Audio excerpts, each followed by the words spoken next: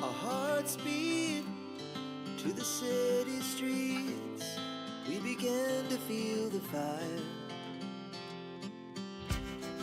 We rise like tall buildings as the chemicals, they take us higher. The night's young, it has just begun as she puts her hand in mine. We wanna chase the night, wanna dance to the light, pull the stars from the sky, just two hearts running wild. Never sleep, never stop, as we shout from the top. We're gonna be two hearts running wild.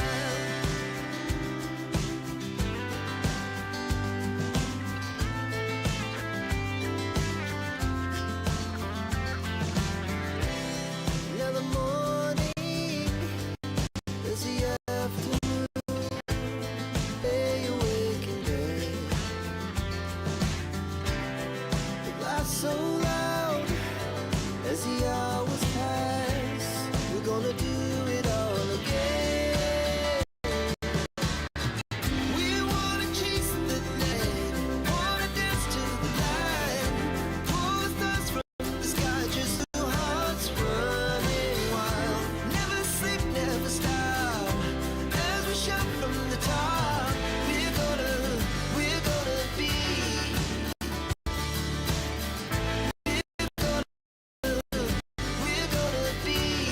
two hearts running wild.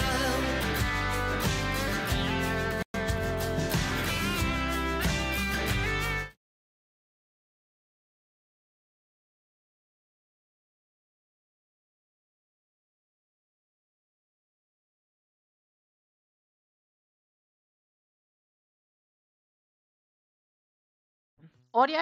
I hope you have audio now.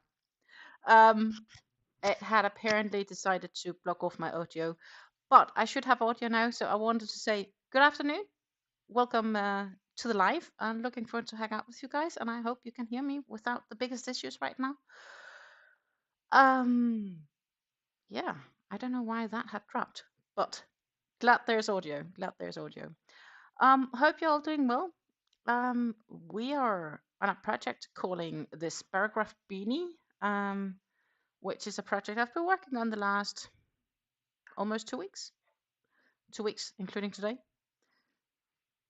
And it's where we are at. I still have some ends I need to weave in. Haven't had, well, it would be wrong to say I haven't had time because I actually did have some time yesterday or the day before yesterday if I really wanted to, but I didn't think about it.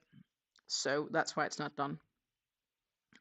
We need a few more rows and then we need to make an edging. That's basically what it's about today. And then we will see how much time there's left. I do have a few other projects we can work on. Optionally, I do have 2 shawls that I'm currently working on.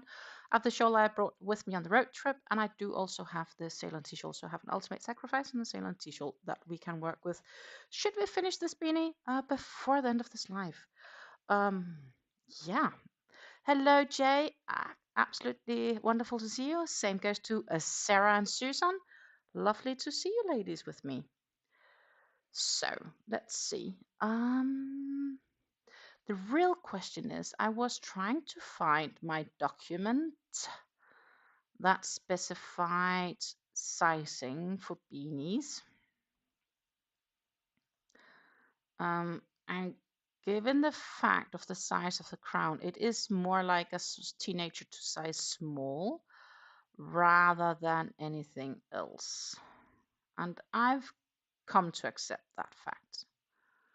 Let's see if I can actually find my size measure chart.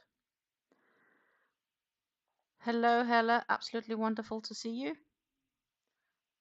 Absolutely wonderful to see you. For those ladies who may be curious, Hella is my mother and she is currently at the hospital, unfortunately. So she is following with us from the hospital, which is a good sign, I would say, because that means that she feels okay right now, given the circumstances. So that's a nice thing. So that makes me happy. Let's see. The sizing chart says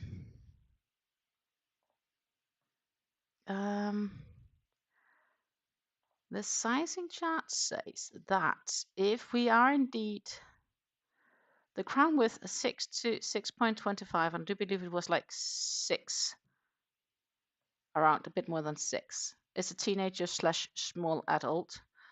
Hat circumference 19 to 20 inches, which fits with my head. Now we're talking inches. I could talk centimeters as well, but the chart I have is in inches, funnily enough, which means that the hat height needs to be somewhere between 7.5 and 8 inches tall. And currently, it's 6.5.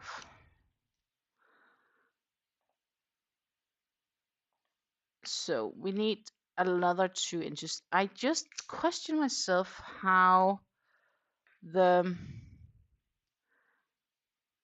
etching is here. I think the etching is simple if I remember right, if I remember how that looks. That's a simple edge. So I think I just need to worry about getting it to the right size, to be honest. I'll be polite to translate from Helle. Helle is wonderful at understanding English. I'm not so sure if she fills up for typing in it, but she is saying that she is feeling well at the moment, given the circumstances, which is a nice thing. That really pleases me. We are still waiting for a bunch of results. And the sad news is that they have to redo the biopsies because they weren't conclusive enough. So she has to have a new biopsy taken tomorrow. And I think for us staying close to her, this unknownness is and the waitingness is the most frustrating part, and the ability of not being able to do much. So, by the way, it is really nice, lovely, sunny weather today. I almost felt like just go outside and take a walk, but I could probably also do that later today or after dinner because it is slowly also getting light outside. I can really feel spring. I'm in spring mood, so I'm not really sure why I'm making beanies right now. Anyhow, we are going to head into the dual camera view. And this is also why you see some sunshine a bit from depending on where the sun hits the windows on the backside, but I'll be fine. Let's see. We'll go like this and we will flip it down here to the working station. I do still have my yarn spindle, but I'm not sure if it's actually making much sense because it is getting a bit sloppy. We will try and see. So the real question is how much is an inch? How many rows is that? 2 or 3? Well, I guess we'll start by adding 2 and then we'll measure it. Unless you have better suggestions, of course. Definitely always open for suggestions on that.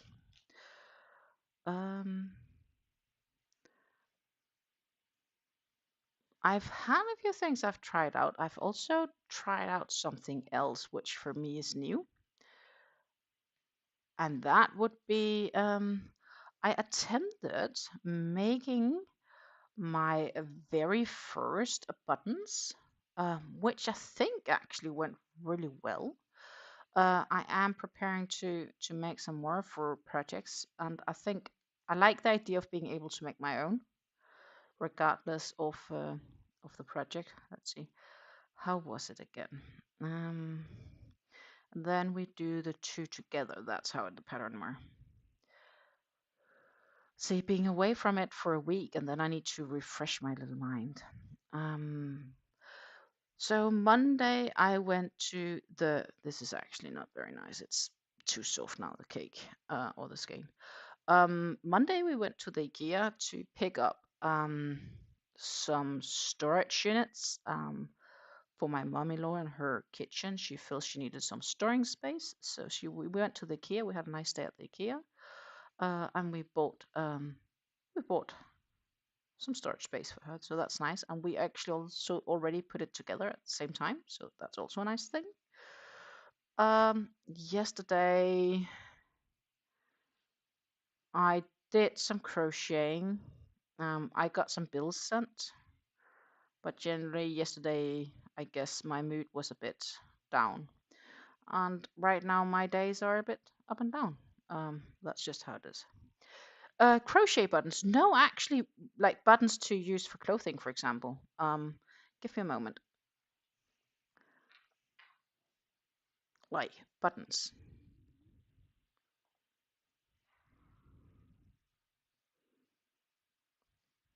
These are, I think they're probably like an inch big or something like that, probably even more.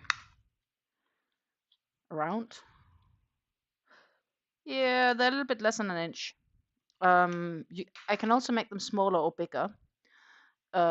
Right now, this is the size I need for a vest I want to make.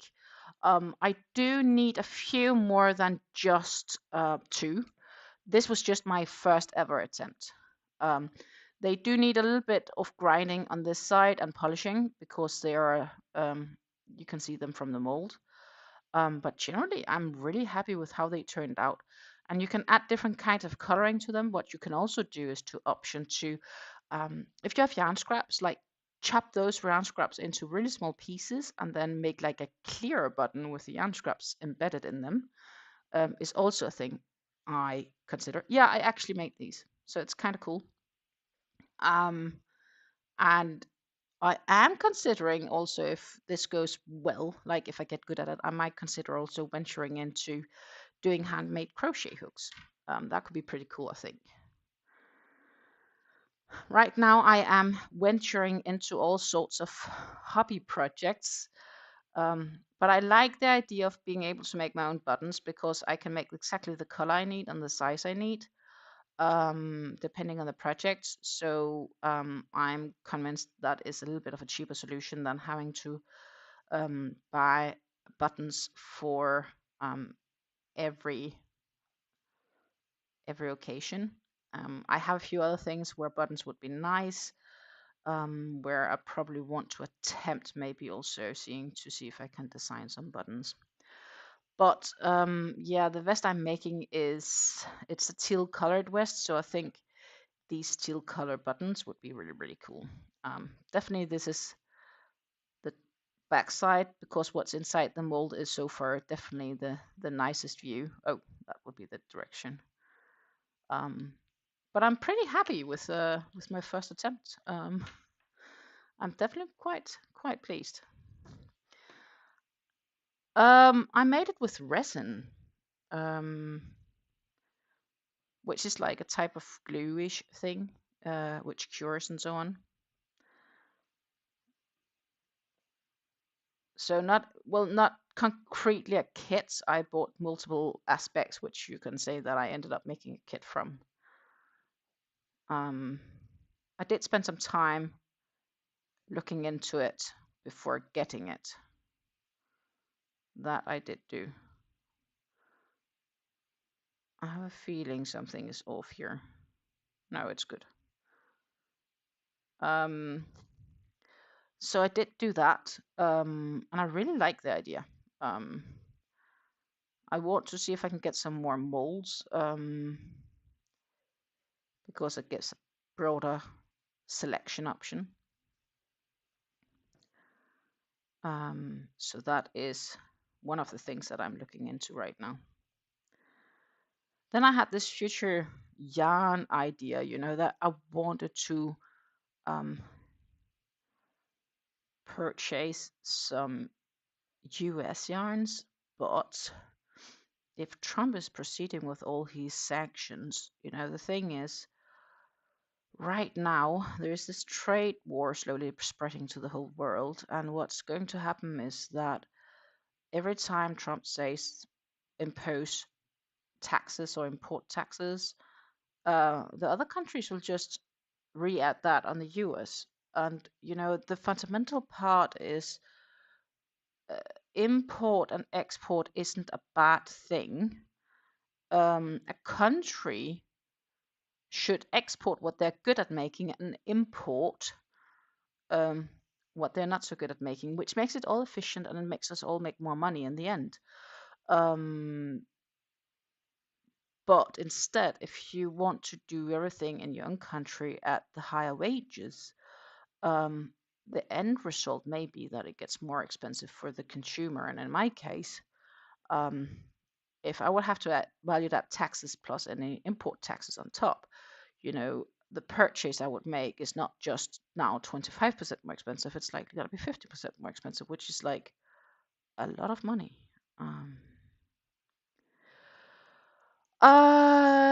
Susan asks if the mold has the holes or did she drill the holes?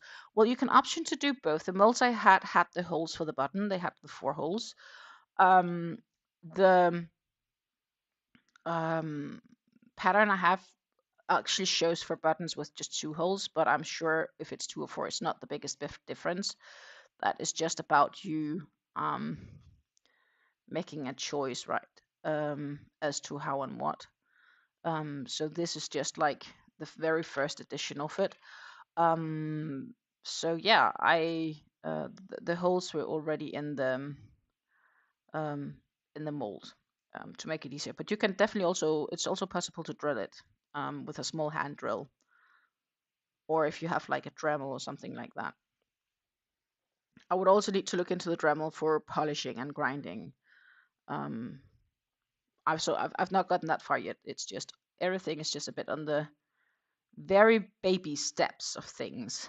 I haven't even started the vest yet either. I only bought the yarns in, I think I got them on sale in maybe November or December. They're in my stash upstairs. I haven't started it yet. Right now, I don't think I will start it anytime soon, as in really soon, because I need to consider some projects I can easily bring with me. Plus, we have the vote going on right now for the next Drops project. And the Butterfly Migration Poncho is on the blocking board right now. So it is laying on some blocking pins. I think I might actually have a photo I can show you guys because it is not right here, but let's see if I can actually, if it's actually even clear. But here you go. That is both sides of the Butterfly Migration Poncho on the blocking board. And when I take that off, which I'll probably do later today, I'll be sewing the sides together and then it's finished. So with a bit of luck, we have that to show in Friday's Yarn Talk. So that will be really nice.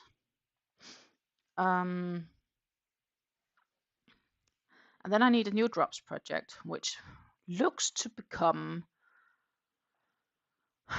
another poncho. At least that was what it was last time I checked. So I am just gonna have a look at it.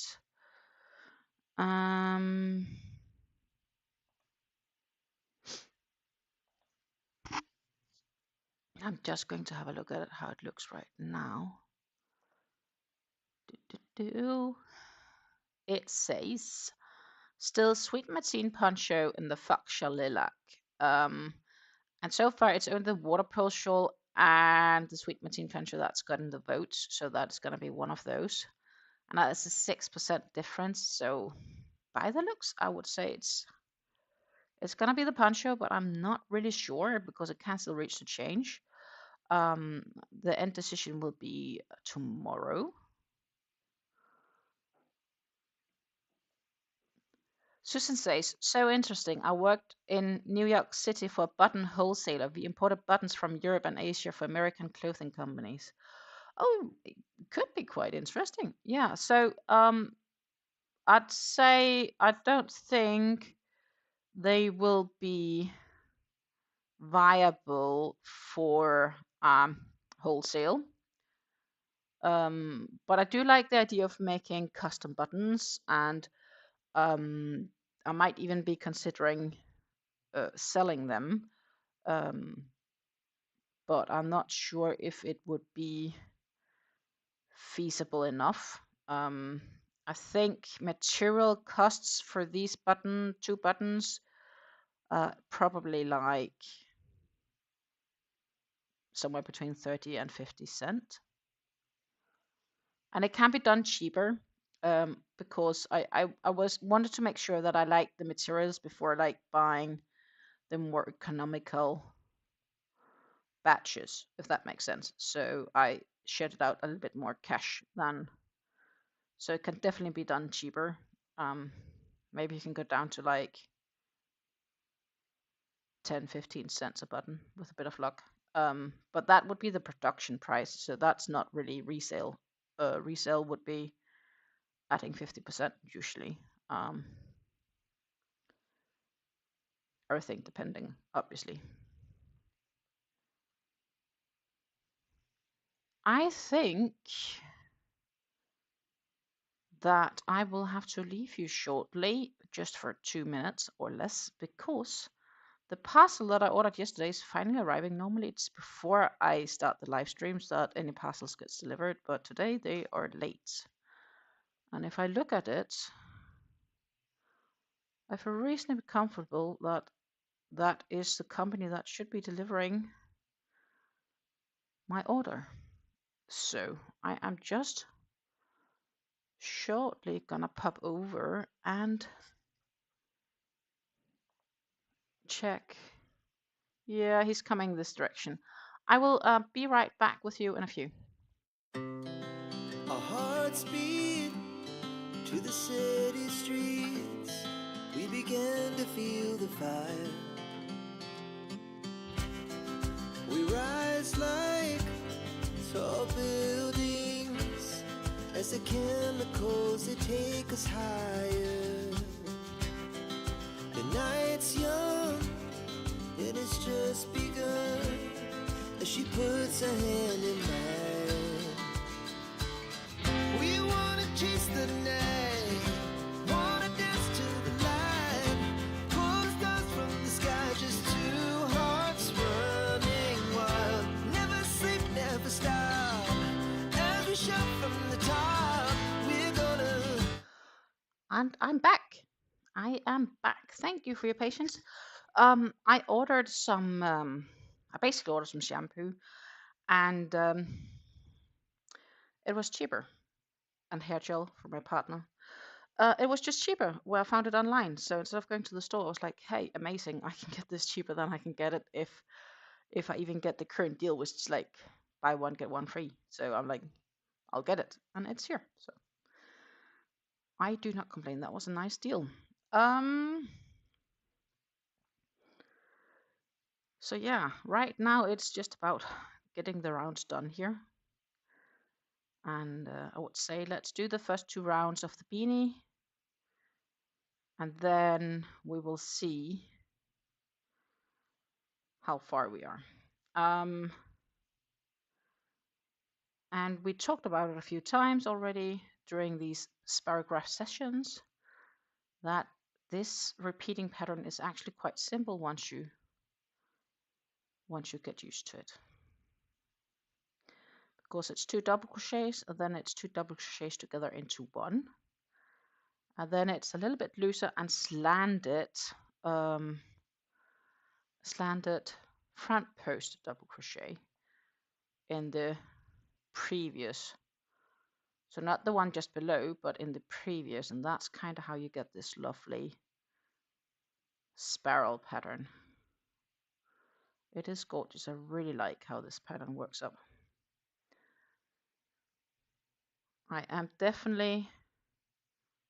It's definitely not the last one I'm making of this, that is for sure.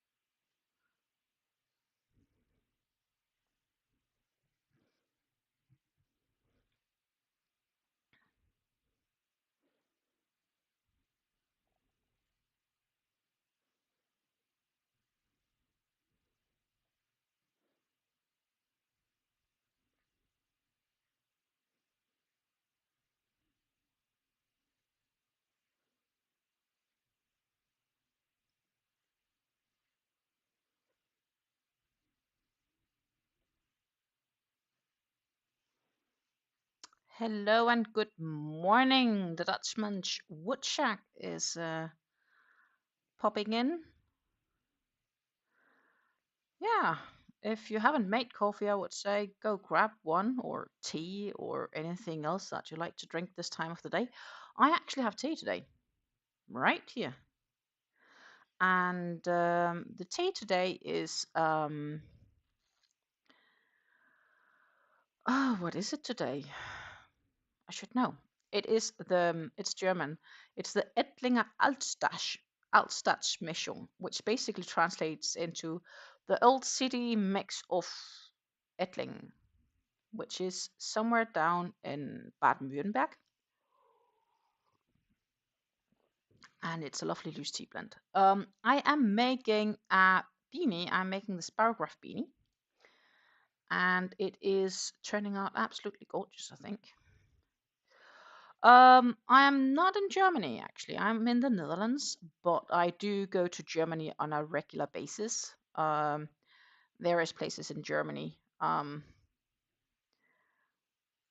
This time, Ettling, that's almost 2 years ago, but I still have a bit of the tea left that I bought there, and it's still tasting really well. I've been able to store it, so it's kept its taste, so that's nice. But I generally, yeah, I'm probably going to Germany like once a month on average. It's not far from where I live. I live reasonably close to the German border. So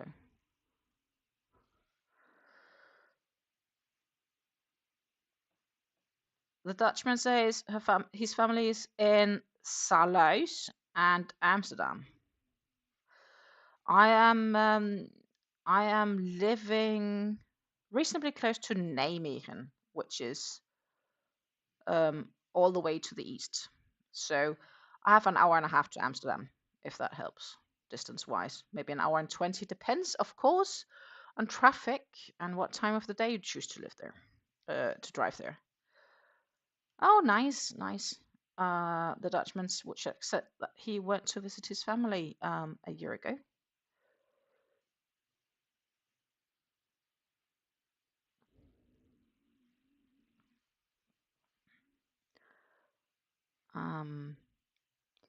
So yeah, I travel a lot. That is valid to say. And I am heading to Denmark next week. Actually, in 1 week exactly from now, I will be in Denmark. So next week, Wednesday, I will not be live. Not really sure what I can present you with on Wednesday. Time is running, and I'm trying to think of something just to say hello at least.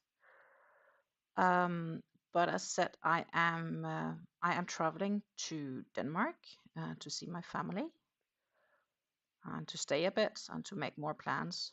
Probably, as you know, I'll be more often in Denmark the coming time. As some things in life are just more important than others, but that's cool. My partner is very understanding of the situation, and he will bring me back and forth to the airport. And I actually live distance-wise. I live exactly straight between the airport in Amsterdam and the airport in Düsseldorf in Germany. There is like 5 kilometers difference transportation-wise. So what I tend to do when I'm booking flight tickets is I am looking at a combination of two things. When the travel will take place, because do I have transportation to the airport, or like is it a realistic time to do it? And what time on, so that's the time of the day, combined with what is the price for the flight tickets. If the available times at a decent price are similar, then it comes down to the flight ticket price. So I just option for the cheapest. It makes no difference if I go from one or the other airport. A very good example is when we booked our tickets to New Zealand 2.5 years ago.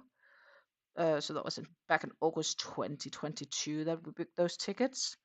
We went during Christmas and most of January back then, and we saved a solid 150, 200 euros per ticket for 3 people. So somewhere between 500 and 600 euros just from flying from Düsseldorf rather than Amsterdam. And on top, if we just option to go 4 more days, we could also save a couple of hundred. So I was like, while it may cost more to stay there, it's kind of free because I save it on the ticket. Jay says her cousin lives in Oringen, Germany, and hopes to visit within the next few years. Oh, I'd recommend it. Germany's a wonderful country, and they do make some great foods. This weekend, Saturday, we went to a restaurant there. Bit old-fashioned style. Definitely much cheaper than if I would go to a similar restaurant in the Netherlands. And he just made the absolutely most nice tasting German Wiener Schnitzel that I've had for a very long time, and at a very decent price too. Um, so that was really, really enjoyable. I was very happy with that. And I'm of the opinion that if the cook does a good job, he also needs to be praised for it. So, and he was quite happy to hear it. And it was a small establishment, not super busy, which I barely couldn't understand because it was so damn delicious. Like it was really good food. And I optioned for a dessert combined of warm raspberries, so warm raspberry sauce with vanilla ice cream. That was wonderful. Absolutely lovely day. Um, Probably good that I don't live closer because I wouldn't be able to afford going there on a daily basis, but I could easily do it. I know we have Uber, at least here in the Netherlands, and I know they're also in Germany. Why wouldn't they be? Most of the things that you can find in the Netherlands, you can also find in Germany. Not all, but that would probably be more food related. But many things um, can often be found. And I know Uber definitely is a possibility. But since the airports are like 120 kilometers away from me, what would that be in miles? Um, like that would be quite a few. Let me find a converter just for a moment.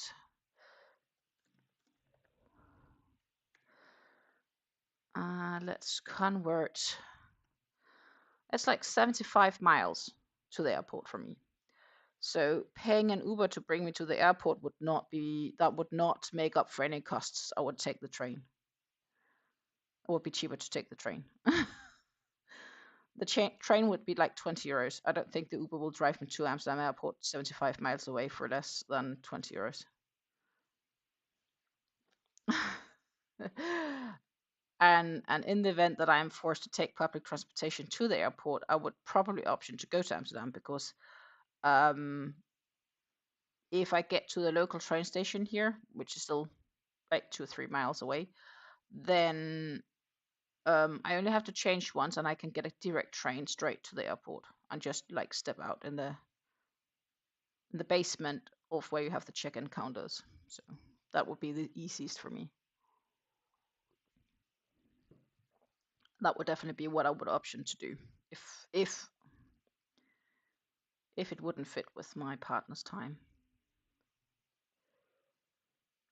Susan says she's about 20 miles from Newark Liberty Airport. I'd love to come to the US one day, by the way. I have a good friend living north of New York, and I know she has a summer house in New Hampshire, or vacation house, so to say. But she's not doing well either right now. She's also hospitalized, so I'll be a bit concerned for her. I should check in with her again to see how she's doing. She didn't reply on the last. She's also having lots of tests done, so that's kind of making me sad. 30 miles from JFK. Yeah, would probably like if I would end up flying JFK, I'd imagine, because the frequent flyer mile system I'm with right now is with Skyblue, and that's KLM, and KLM partnering with Delta. So, and I do believe Delta flies to JFK and not to New York, at least from Europe, that is.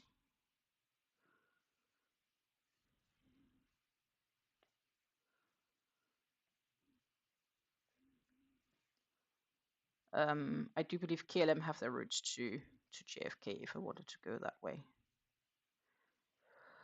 And there are American plans. Like we do want to go there one day, me and my better half,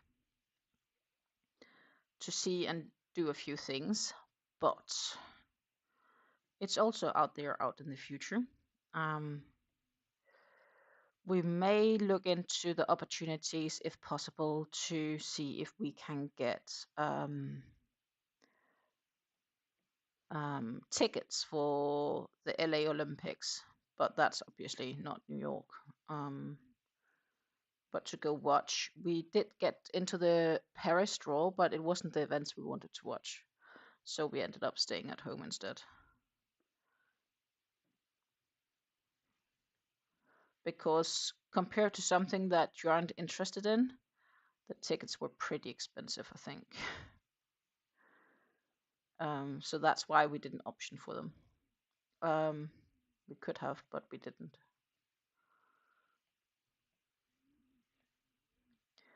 Oh my goodness, this first round is almost complete.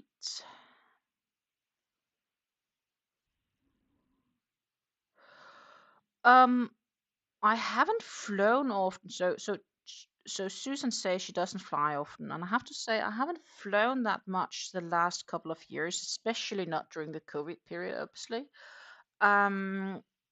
Last time I really did fly was in the, when was that? Just a moment. 1, 2, 3. I need this one. That was during the. Is that this one? Yeah, it has to be. That was during the August 2023 last time when I went to Denmark by flight. So if I'm going alone to Denmark, I usually tend to fly. Because it's cheaper, and I don't have my own car in any case. And it is a long drive on your own, to be honest. And else, I used to fly a lot in my younger days. I have to admit. But right now, I have my credit card combined with my frequent flyer system, etc., to help earn me miles and help keep my miles healthy. Which works brilliantly. Let's see. I actually want a stitch marker so I don't have the issue I just had before. There's a stitch marker to lay on top. Color doesn't really matter in this case. Like that. Just to mark the start of the round. But the plan is to complete this round, and then we will measure the hats, and we will see if we need to do one more round before closing it off.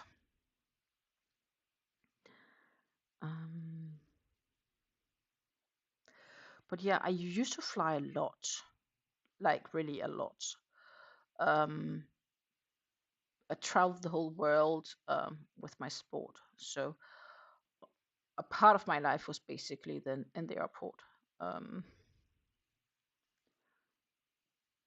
So the amount of traveling I do now is a lot less, and it's kind of a bit of an odd feeling because it is so much less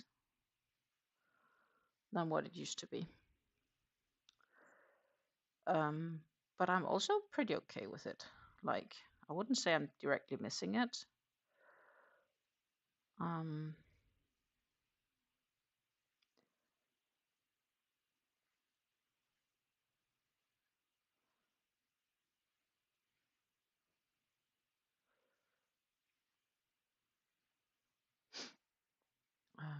But yeah, I've been to quite a few continents. I've been to North America, obviously. I've been to all of most of Europe. I've been to New Zealand. That was an amazing trip. Been to Asia.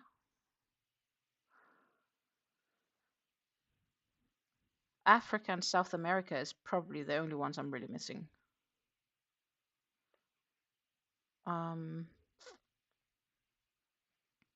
For future me, maybe.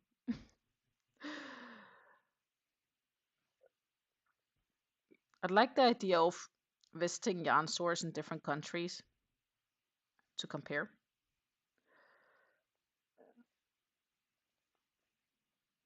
But I'm not sure how much time I will have this time around. It kind of depends on a few things. But the idea of yarn stores in different countries are nice. I wonder what's happening. I hear a bunch of noise outdoor.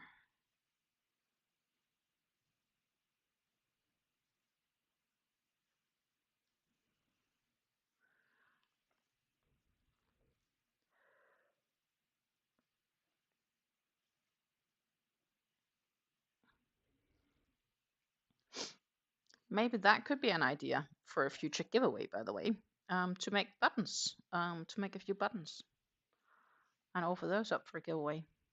I'd like that idea. Or if I actually succeed making my own crochet hooks.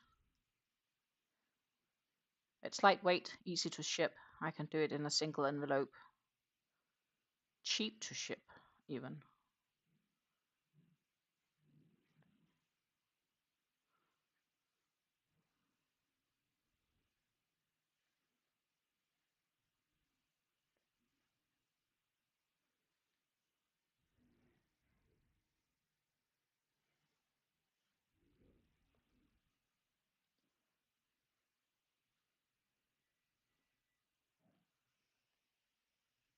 Oh, now I know what's making the noise.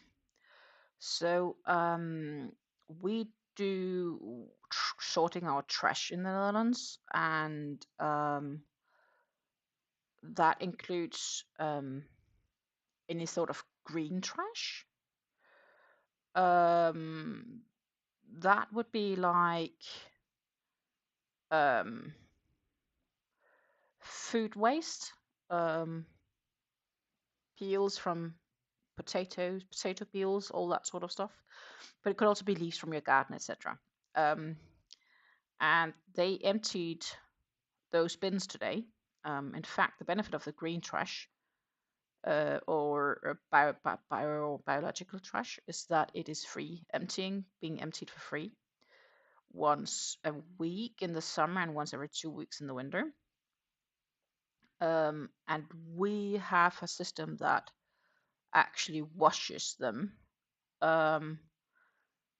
So we option to pay a company to come by after the trash cans has been emptied to actually basically wash them out, give them a good cleanse.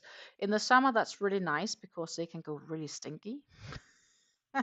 In the winter, it's a bit less important, but it's usually just a contract that runs the whole year through. You can also option to do the cleaning yourself, but we option to pay for it. And it's simply the washing of those empty trash bins that I can hear right now on the street. So that was what I was like, why is it so noisy? It's the bins being washed.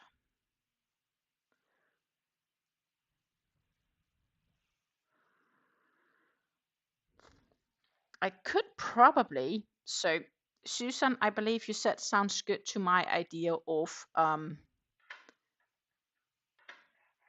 let's see, they should be visible here. Yeah, they are, except it's just in my name. Yeah. I could also put them here to give away buttons, maybe. If I do, I could definitely do an option for some color choices or something like that if you are currently working on a specific project or have a specific project in mind that they could be great for.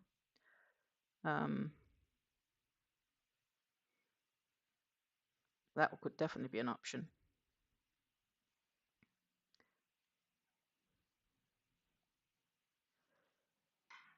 So, and I could also probably coat some hooks or even make some. I do have what should be crochet hook molds, but it will be a bit, that will be a bit more of a work. And I think I'd like to master the buttons before I jump into that process. But but I do have a few ideas, and ideally I'd be able to like custom create moles, right? That would be cool if one could do that.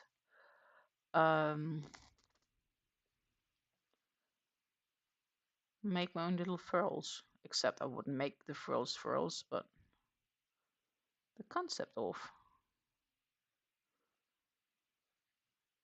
having your own little design system. And I am a creative person, so I wouldn't put it beyond me to end up doing it.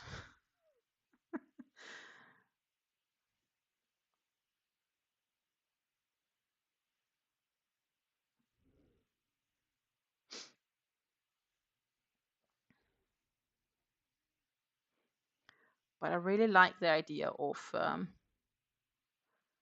doing that.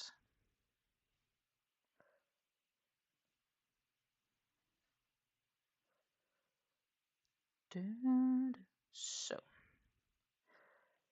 we are progressing well right now on this hat. And I still have my good friend, the mannequin head, next to me. We will need him in a few. Him, her, it.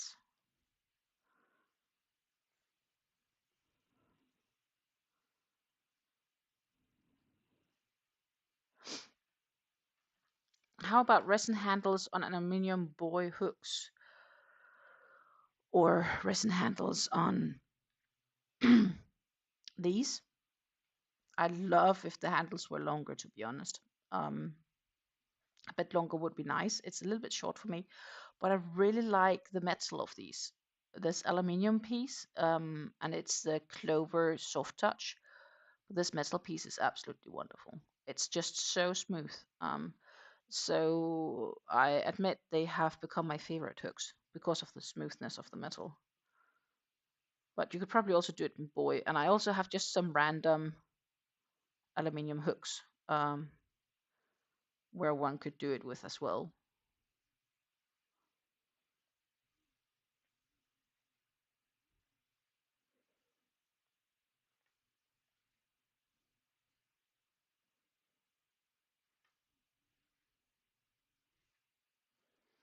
That will definitely also take some practice going that direction.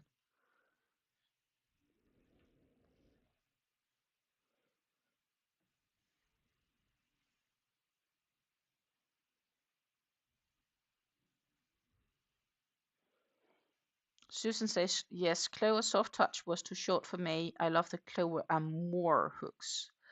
Yes. I haven't tried Amour. Would you consider the metal similar on the Amour as a soft touch? Like as smooth and gliding?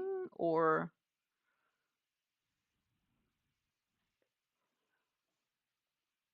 because I don't actually have any Amour.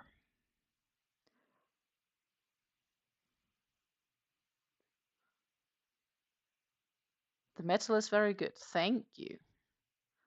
So I could always wish for one.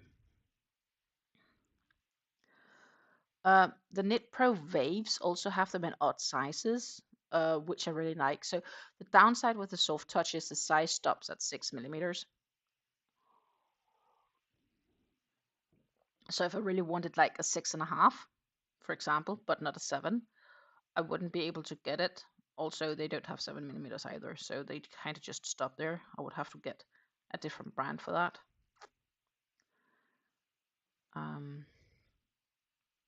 And Knit Pro Waves, something like that, seems to have them.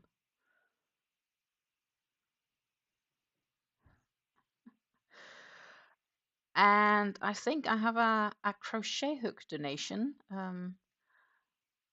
Helle is saying that she has some aluminium handle hooks that I can get to practice to see if I can make a better handle on. Well, I'd love that, definitely. So I can bring them back with me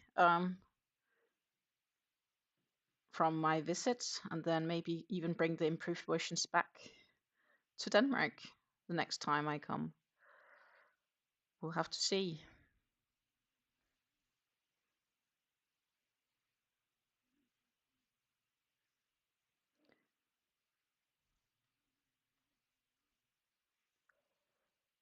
I definitely need something to practice on. That's one thing, that's for sure.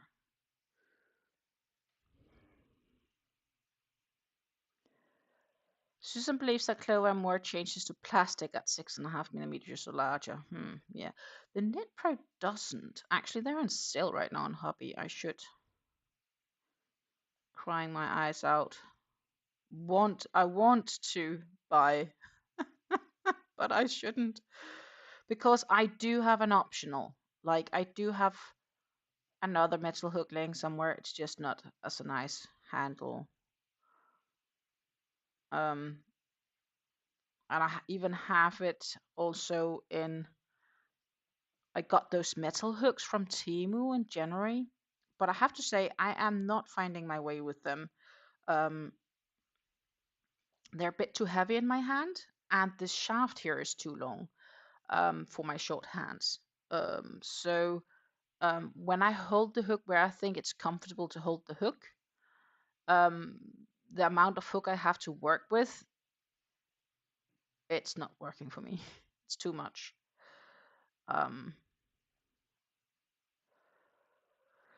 So I'm not really sure what to do with them. They look really nice though. Look very similar to furls. But we are not as good as friends as I had hoped we would be. They're in my stash upstairs. I also have some other hooks that I could probably molest.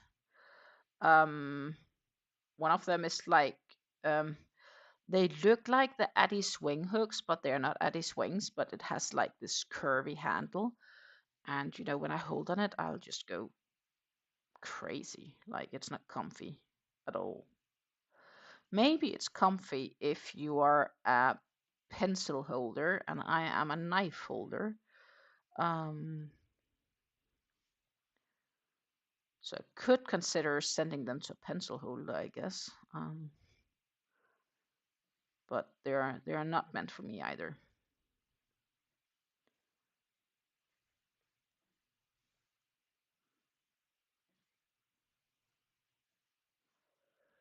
Because of course the challenge is if you want to make a full resin hook,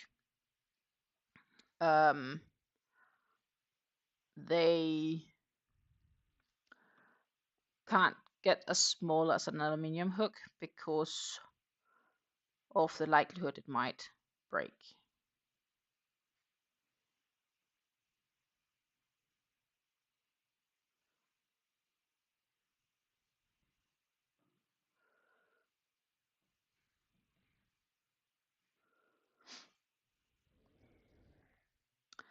Susan says, I don't like hooks that are round, meaning no thumb indent.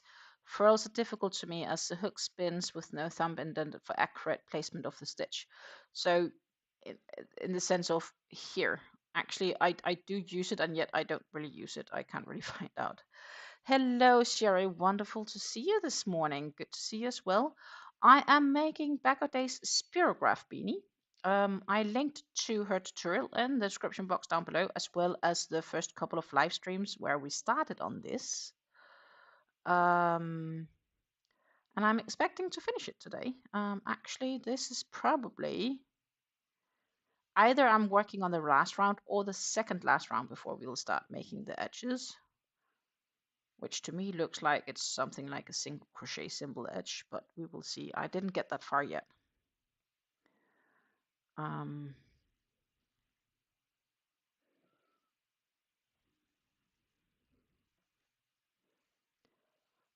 But I think it's a nice tutorial, and it's a really nice pattern. The only thing is, it's definitely getting too small for me to fit. So this is a teenager beanie.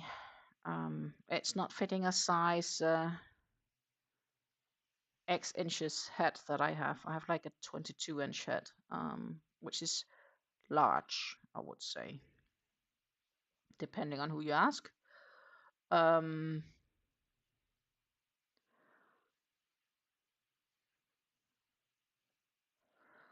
But it does, with a little bit of tight fit my head mannequin.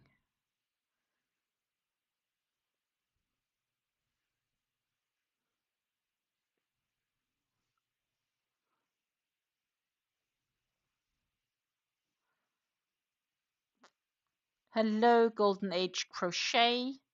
He says, hey there, make custom hooks from 4mm all the way to 10mm using metal hooks and resin handles. They all have thumb hold.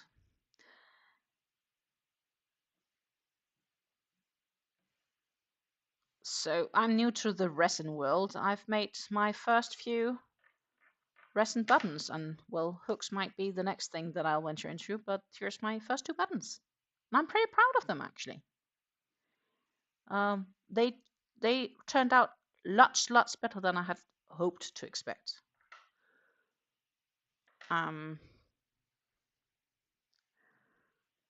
Definitely lots better than I'd hoped to expect.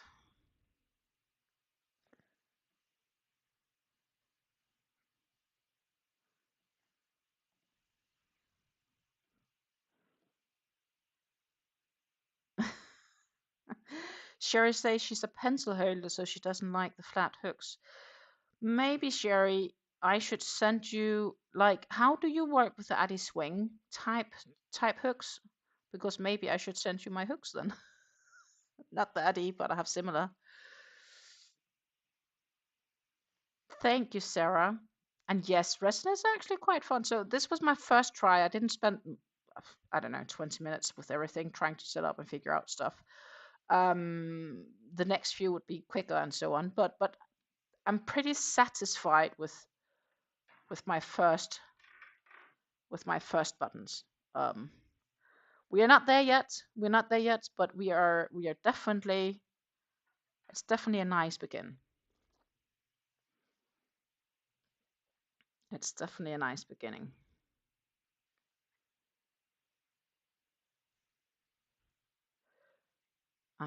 So what we will do is, once this is all the way around, we will lay the hat flat, and we will give it a little good measure from top to bottom to see if I need one more round or if it's time to make the edge.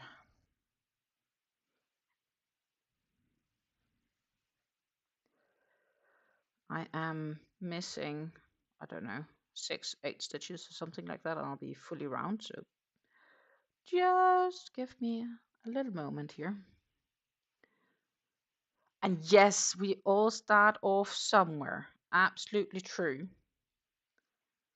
The resin part is definitely for me a new adventure.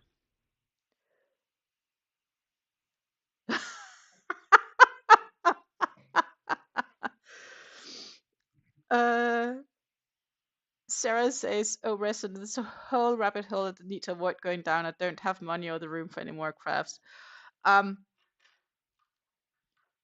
had some money on my PayPal that I hadn't planned any plans for, and I decided to use them rather than withdraw them. That was kind of what happened. And I had always been considering getting them to attempt to make some buttons. So I just made 2 because that was the amount of resin I had mixed up. Because I wasn't sure how much do I need, how much does it take, all that stuff. That's a beginning. It's the right size. Maybe I'll mix something similar. So far, it's just, about getting used to doing it. JC's, I'm knitting my first cowl. What would be the best way to block it? Lay it flat and block like I would a scarf? Or is there a specific way to block cowls? That is a good question. That's a good question. I would probably flat block it. Unless it's really shaped. But if you can get the shape out when it's flat, I would flat block it. I think that's what I'm optioning to do. The clever me was regarding my poncho that I'm currently blocking. Because it's 2 panels I have to sew together, I decided to block them before sewing them together because that makes most sense. Because once sewn together, I can't get the same stretch. Sherry's asking a golden age for her name because she might have forgotten. And it is indeed Norina. I have to say, it is the first time I do meet you, Golden Age Crochet, or Norina, if I get that right. So it's wonderful to meet you.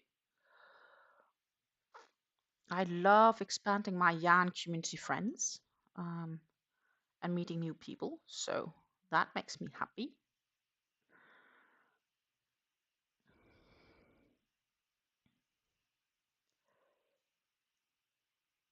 Yeah, so many amazing things being made out of resin. That's the thing. Um, and I can definitely, in the sense, agree with you. Watch out with the rabbit holes you enter, because oh my goodness, there are so many options down those rabbit holes. But the first impression is that I probably gonna like working with this. Let's see. Before I connect, that was 2 rows.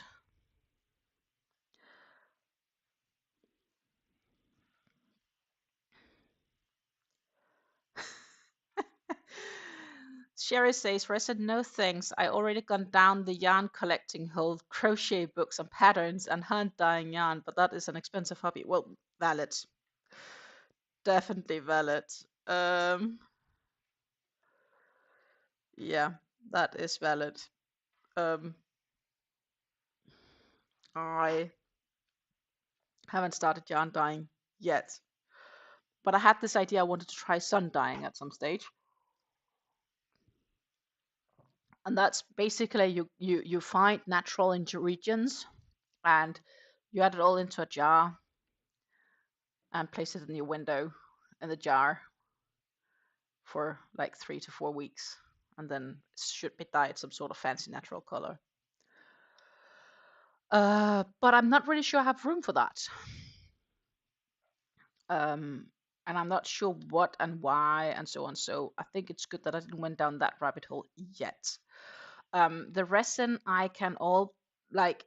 I have a box which is like, it's probably like 15-16 inches wide by 10 inches by 10 inches or something like that. And I have everything in there, so that works. So it doesn't take up much room. It just takes up much room when you're doing the craft, but it does cost money. So, ladies, we are at 7.5 according to this, which means that hat height should be 7.5 to 8 for this size.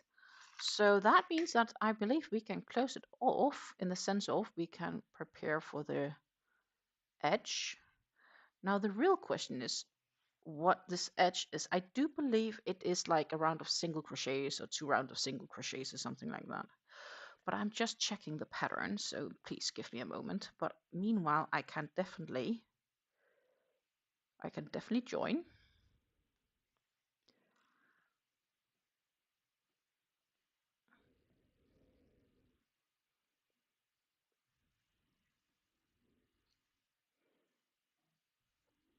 So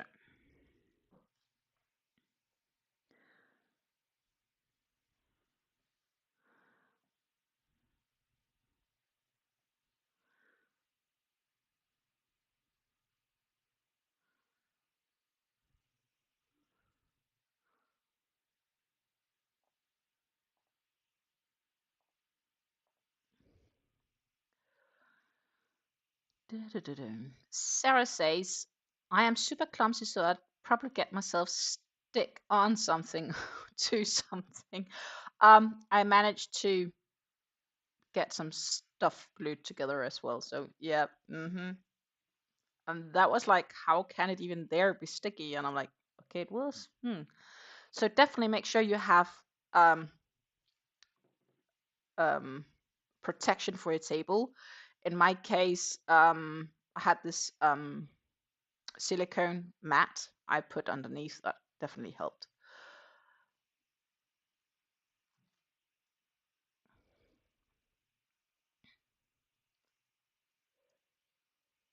Oh goodness. So Golden Age says here, on Nona says, I have a medical issue going on where I pass out. So well, let's just say I've woke up with my hair and head in resin. Oh my goodness. That does not sound very pleasant at all. So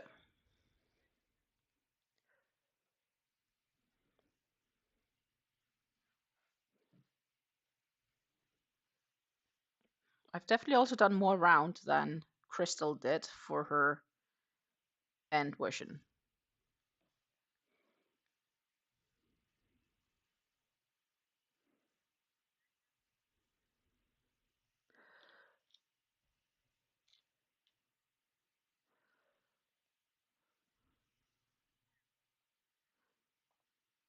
And she's mumbling about a decrease, but I don't think a decrease would be very wise in this case. So, it's time for our friend here.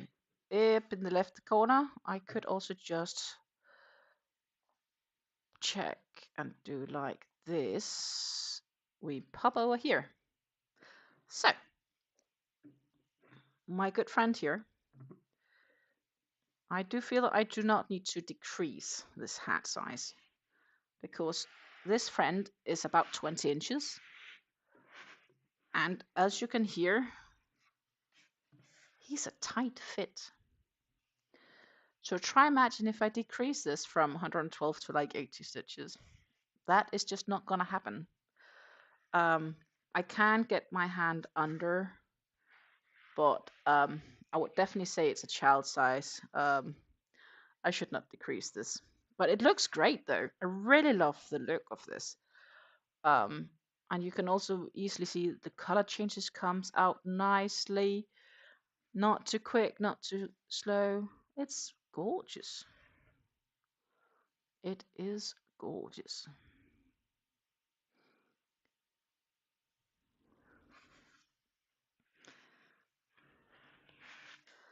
So I don't think I should decrease the size here. I just need to do the single crochet.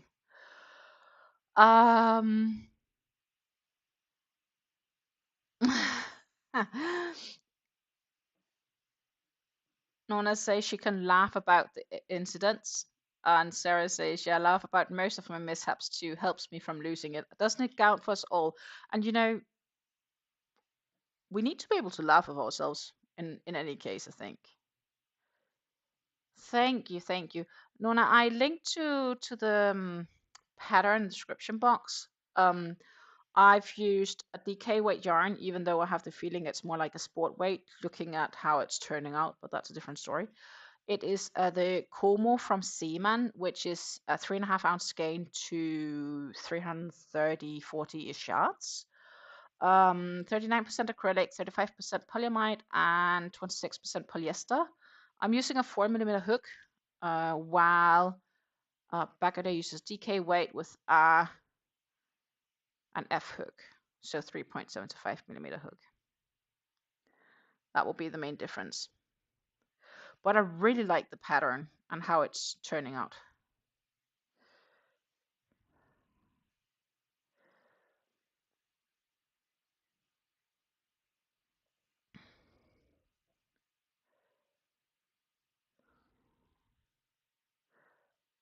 So, yeah.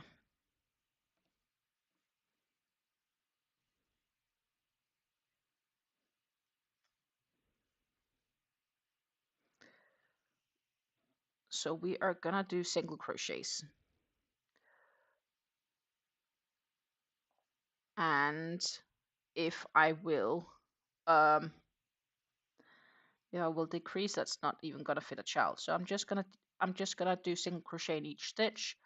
And that does make good sense. What she says is that if you do single crochet all the way around, you do prevent the curling because of the front posts. So yeah, it will probably need a row or two. So we'll start by at least the first row, and then we will see how it looks after I've added this first row of single crochets. If it needs a second row maybe, or not. But so far we'll just do a row of single around. Could also even have option maybe for a half double and then singles, but well, now we're just doing singles.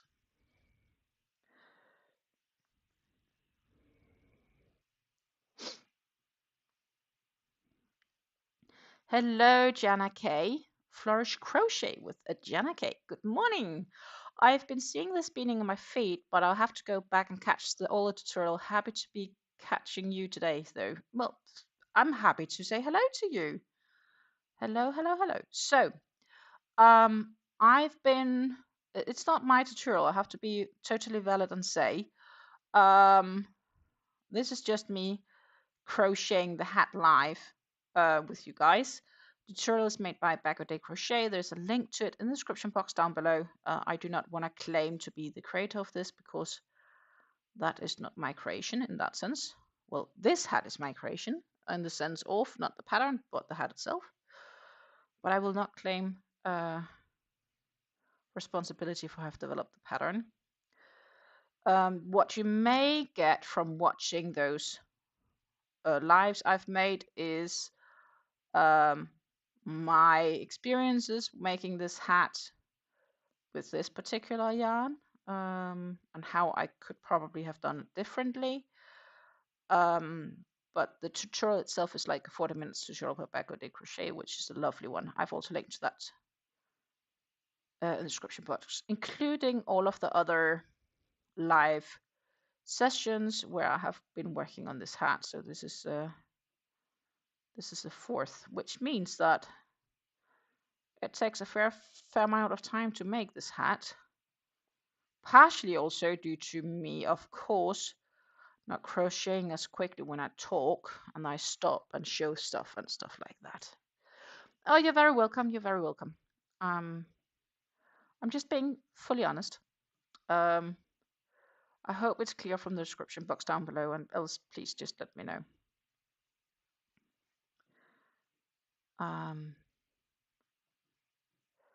But it is pretty gorgeous. But sizing is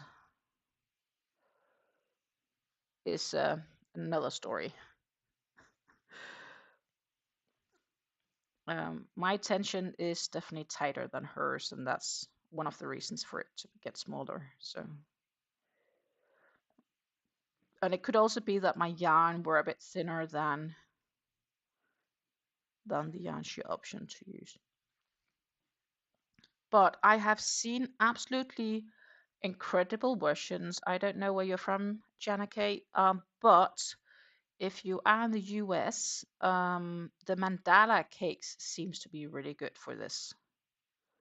Also, I've seen some pretty gorgeous results with the mandala cakes.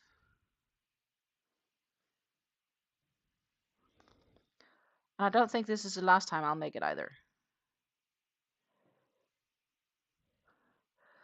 The painting behind me, that is, I'm realizing I'm actually not back to the working pace, so I should pop down. But the painting behind me is by, well, it would be more fair to pop back up for it to be shown. The painting up there is by a painter named Belong. And it was in this house when I moved in, so it is an older painting. It could be its reproduction because I've seen this one, but I've also seen it should be in England somewhere. It was sold by a student that walked door to door, is what I've been told. So I don't know an awful lot about it, unfortunately. Jenna K says she just moved back to the US. I would say welcome home then. I myself, I am in the Netherlands, so I mainly use yarns more accessible to Europe.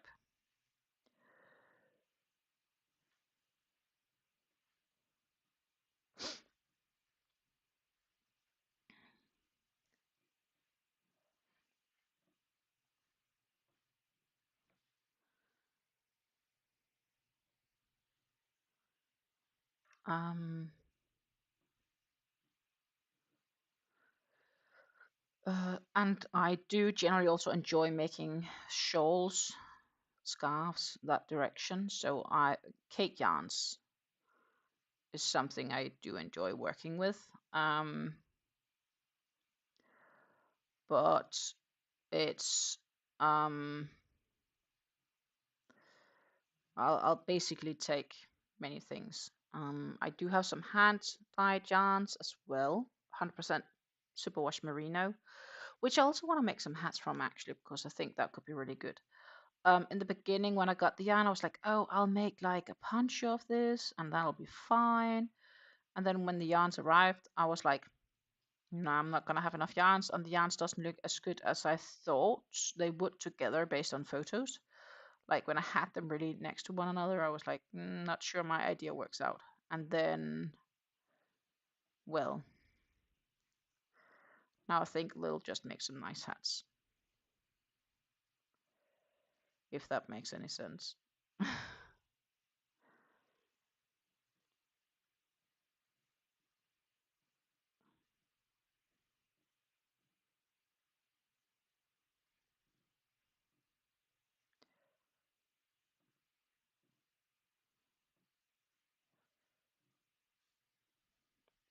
We are almost one round.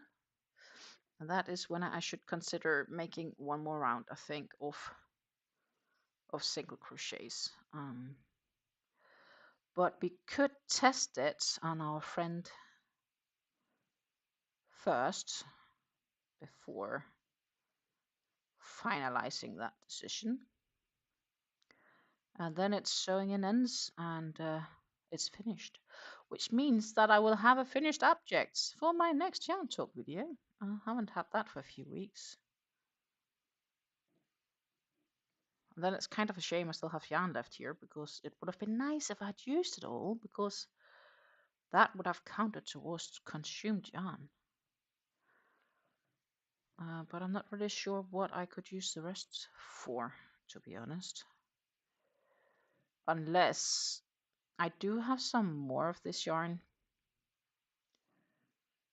But that is caked up from ice yarns. But if I do that, then I will probably, yeah, then I could break it open, but I could make a matching cowl. But I just ideally wanted to have spent the skein and that's it, and then keep it like that. Now what's happening is probably I'm gonna put that skein into the stash where I have the ice yarns caked up. If you aren't sure what I'm talking about, in the description box down below I have a comparison between this yarn and the ice cakes I bought, and I'm quite sure it's the same yarn. But they're not branded the same, so to say. But I feel reasonably comfortable they are the same yarn.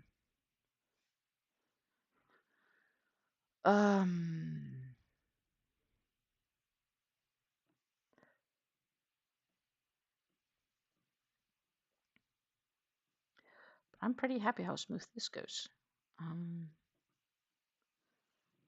So far.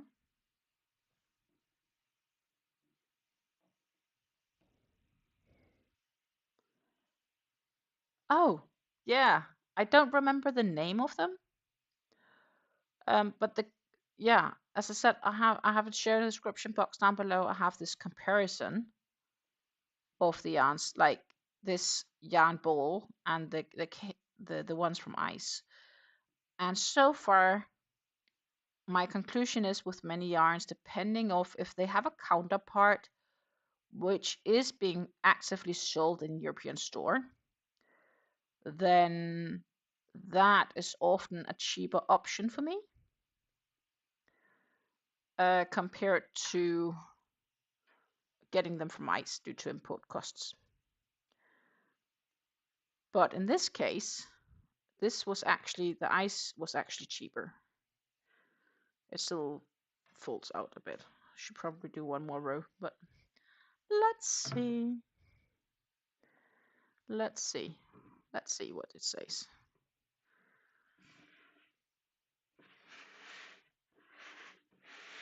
Ta-ta. That is with one row of single crochets.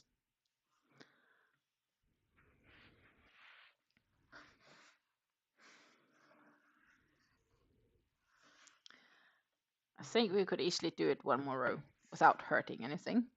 What do you think? One more row. I think it could be good with one more row. Yeah, I think so. One more row, I think, would be nice.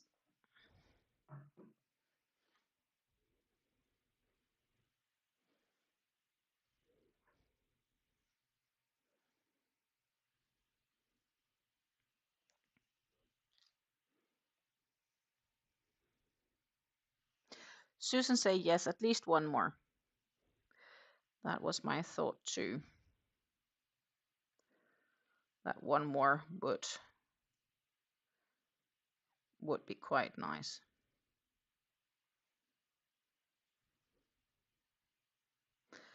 So first we need to make sure.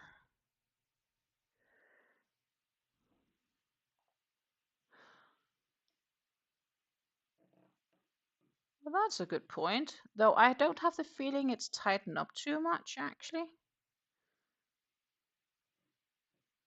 I have the feeling that it's doing pretty okay with this one. But it's a good point.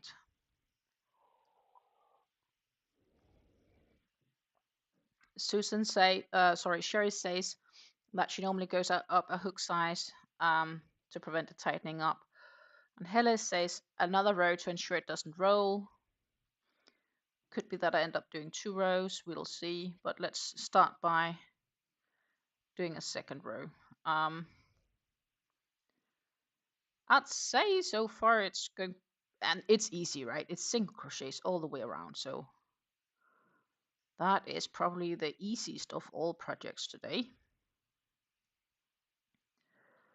And then we need to consider which project to work on once this is done and sewn in ends. Because I will definitely have a different project, because we'll have like, once I'm finished with this and have end sewn in, we'll still have at least an hour left on the stream.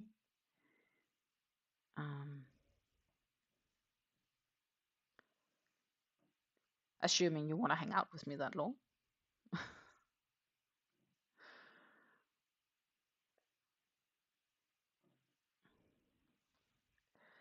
I went down another rabbit hole a few weeks ago because I bought knitting needles. I just haven't decided on the yarns yet, but the idea was actually to maybe attempt knitting beanies. And the like.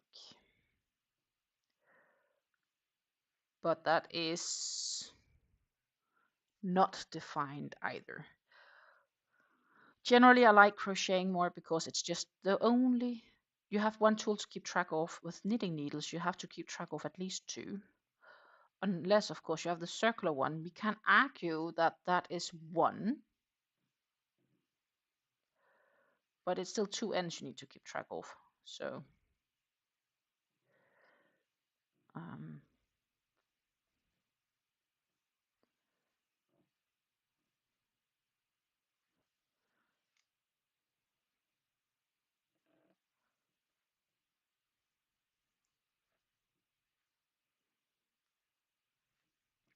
but I haven't really knitted for years.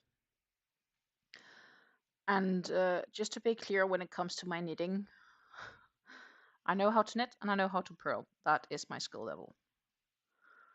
And for the Danes, that would be ret og vrang. But I am more of a crocheter than I am a knitter. Doesn't mean I can't knit. I just don't do it very often.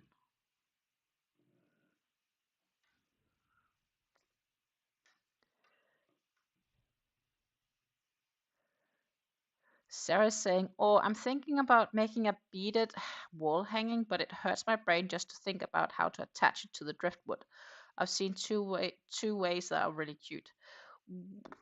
Good question. I'm sure there's a YouTube tutorial for something like that somewhere. As Sherry says, I have a hard enough time keeping track of my hook. I can't imagine watching 2 needles. Well, that is my point regarding the knitting needles, and generally why I'm not a big knitter. But I think it's good to repractice my skills maybe at some stage, just to remind myself, I guess.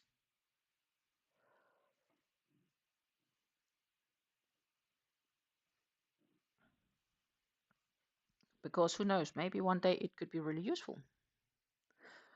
But it's definitely not the most important part. I almost have this feeling that they still curl a bit, even when added this. Should I have done a ribbon instead? Like front post, back posts.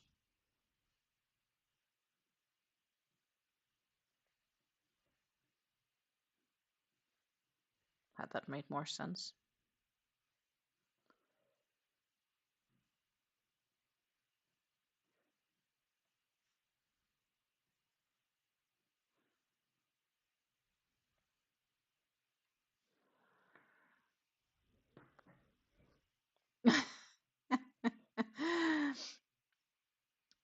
Jenna K says, I use circular needles. Could be good or bad. Hard to lose two, but when you lose one, you lose both. Valid. Definitely valid. Um,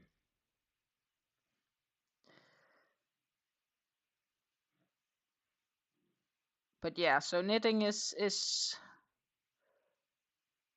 it's been in my considerations. Let's put it like that. But I'm definitely more of a crocheter than I am of a knitter.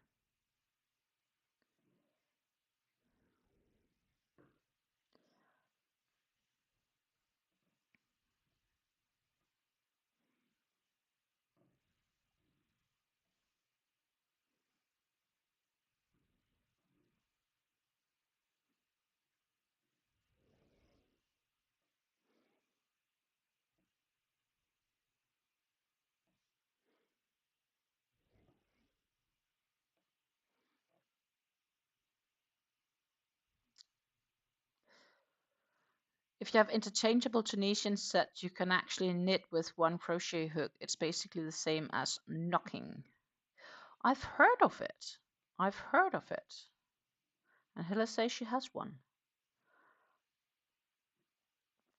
I have been debating on learning Tunisian too. And Michael makes the most awesome tutorial videos, so if I go that direction, he would probably be the first I'll visit. And he knows that, I told him.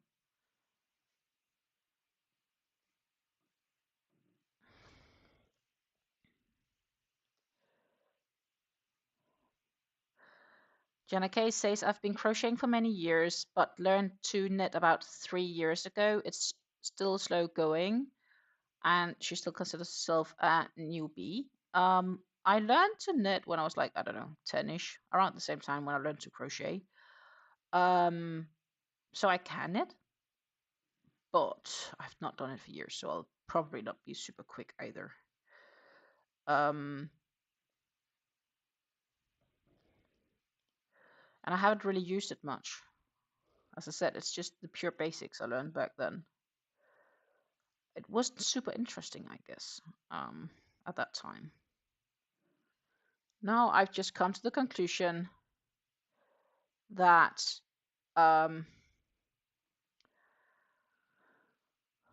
crocheting, probably also knitting, it does put sort of ease to your mind. You're crafting stuff, and it's sort of relaxation. And so I really started crocheting around when I was sick for a week with COVID back in 2022. But also, I realized I had some downtime at work where I was just basically chained to the computer and couldn't walk away. But sometimes we had 10 minutes, 15 minutes not doing anything, just waiting.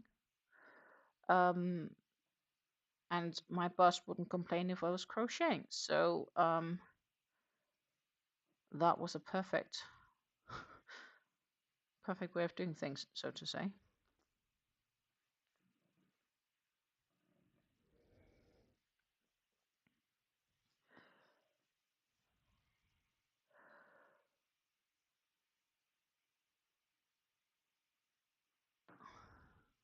Jenna K says she had a hard time liking Tunisia, need to do more. Maybe she'll grow into it. And Helle says that on intercircular needles you can basically knit back and forth, which is true. Has its advantages, though I think I'll probably prefer something I'll just do in the round, which you should be able to do if you end up doing beanie in my case, or something like that.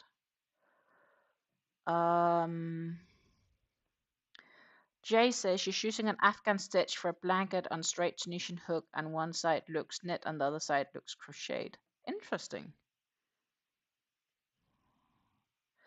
Golden Crochet, that's where I started off. I technically learned Tunisian as a child, but no variations of stitches, so I jumped in with both feet and started on an alpine stitch blanket. That's definitely jumping in with both feet when you start on a blanket. Haven't done it for years. My first piece of crochet after childhood was an amigurumi, and that looked horrible. Or it looked cute and malplaced in its own way. And I realized I did some things wrong, and I learned instantly for my next project, which was good.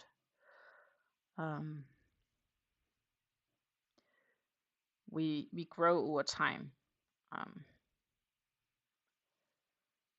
And wait, that is my slip stitch,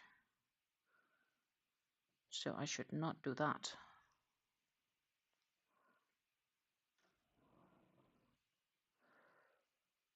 Sherry says she can't do Tunisian because she will have to learn how to hold the hook differently.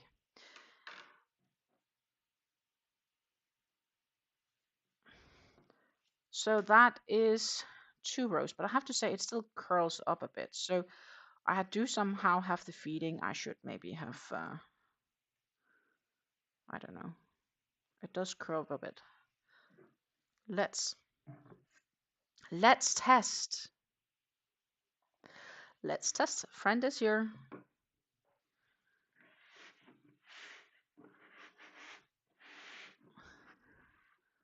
This is how we're looking with 2.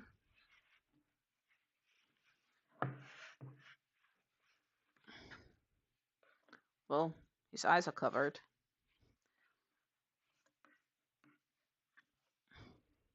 Could be worse. But that is 2 rows of that is 2 rows. Let's see, how long is it actually? 7 3/4 inches. So I could still do a round without it being too long and saying it's going to be 3 rows. I could still do that.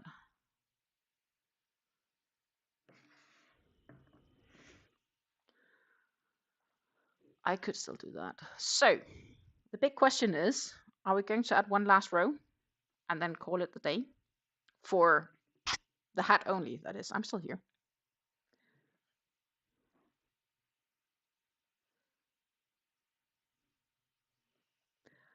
So one more row, maybe. I think one more row. That's it. Then we're done. There isn't much yarn left either, to be honest, so I'll need more to finish something with.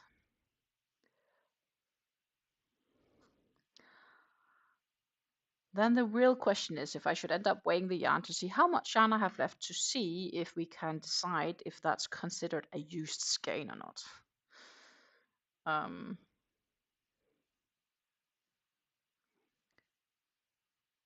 I'd love for it to be, because my yarn consumption for March is horrendous. But that's mainly because I've been crocheting from cakes. I have been crocheting from cakes. And when you're crocheting from 1,000-meter cake, so almost 1,100-yard cake, it takes time before you get through it.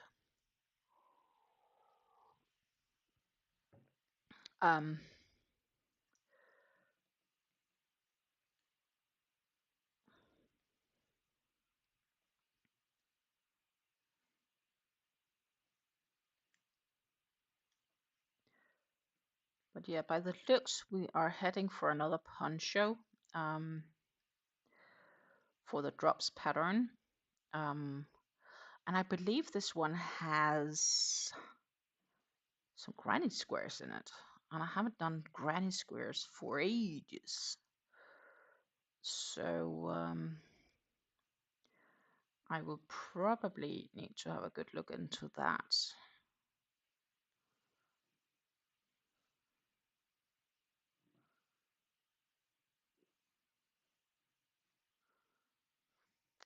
Another challenge I have these days is that the drops cotton blends are on sale. That makes me want to buy yarn. And I really like, I'd love to buy yarn. But I also know it would be wise of me not to. As in, my stash is fine. And I have more than enough yarn for lasting me a lifetime currently. I'll get through that first, some of it at least.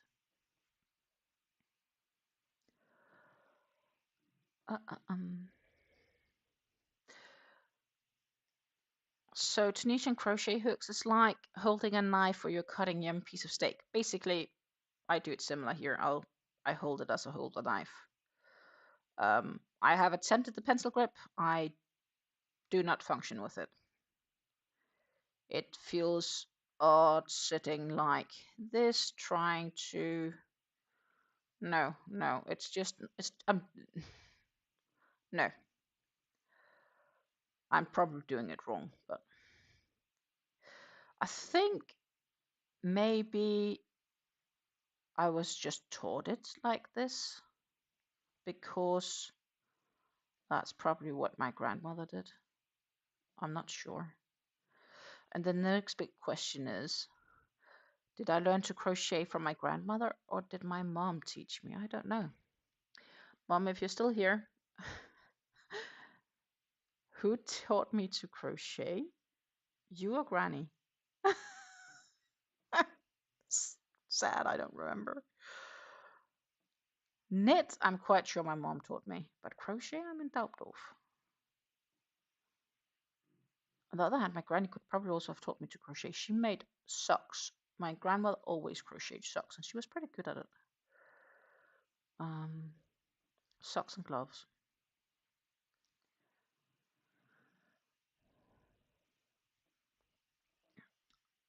Golden Crochet really like it and add another row. And Sherry says, I'm a pencil holder. The knife hold is like learning a foreign language. I'm too old for that.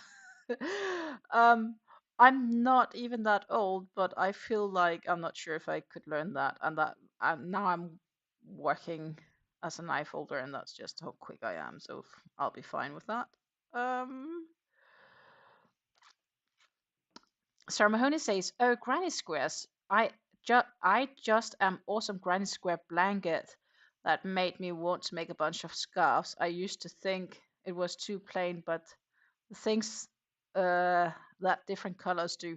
Oh yes, but also in a granny square, it's not just a granny square anymore. Like you would think about if you think back 30 plus years ago, it's a classic grinding square, right? With X double crochets, chain X, double crochets, chain, etc. And you're just working around, right? Now you have different patterns within the grinding square, and that is what I like.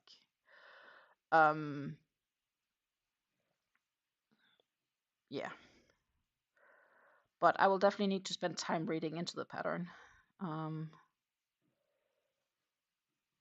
But it looks like we're going that direction, so cool. Jay says, I sent you an email with the pictures of the Afghan Tunisian stitch and how it looks.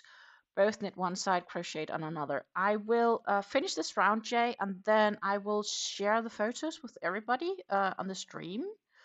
I just like to finish this one now when I'm kinda into it, and then I'll definitely do that. Golden Age Crochet, I just got two amazing cakes actually from Temu. I use lace weight and fingering. This is perfect me. And it's viscose, which I've been searching for. Oh, that's nice. I have seen they had some nice cakes. I have. And I also have a bunch of really nice cakes upstairs. I would say if you're fairly new to my channel, I would say go watch the whole Sort My Stash series.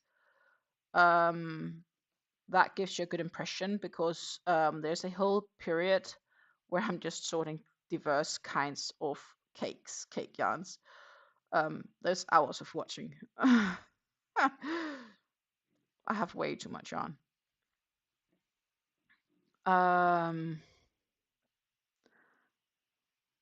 Hella says that, so Hella is my mom. She says she probably taught me both to knit and crochet, which is probably true. She might have.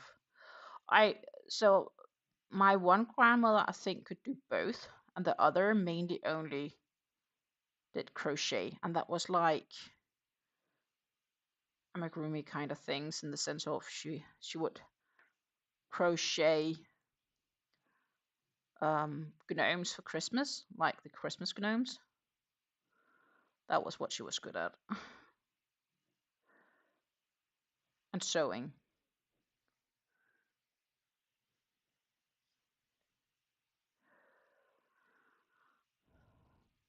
Golden Ace says, I've been working on trying the pencil hold more and more, and it feels strange to me. And yes, fall in love with the modern granny stitch. It's nice. Yeah, that's my point. Like the modern granny square is really nice. I'm definitely looking forward to venture a little bit into that. I even have a blocking board for granny squares, which I bought on Temu, I think, maybe, which I haven't tested out yet. I should get around doing that.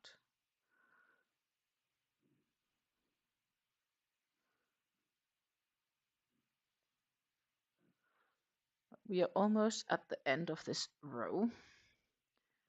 And it really does want to curl up for some reason. It's just how it is. I'm fine. Maybe that was the idea for the decreasing. But I think if you decrease too much, it's not gonna be good either. So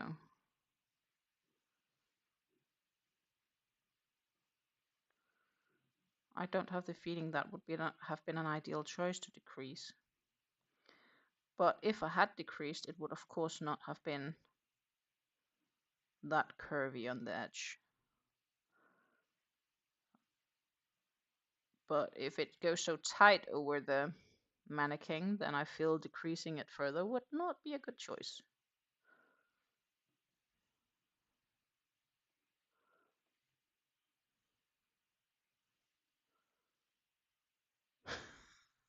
Interesting. So my dad's mother, so my grandmother on my dad's side, was not very good at knitting, but she was decently good at crochet. And my mother's mother, so that granny, she was pretty decent at both, I would say. But I just got a new feature which I did not expect, which is the fact that my granddad is the one that taught my mom to knit. I would not have expected that, actually. But let's face it, I do believe that my dad can also knit, and he once knitted a pullover for himself. But that was probably before, when I was really small. You know, back in the days where you only have 1 or 2 channels on the telly and much less interesting things to do when it was winter and cold outside. It's a lot more different today. I even, when I really get going on crocheting, sometimes I put on a TV series or something like that. I'll stream something in the background. Unless, of course, I'll in transport in a car somewhere.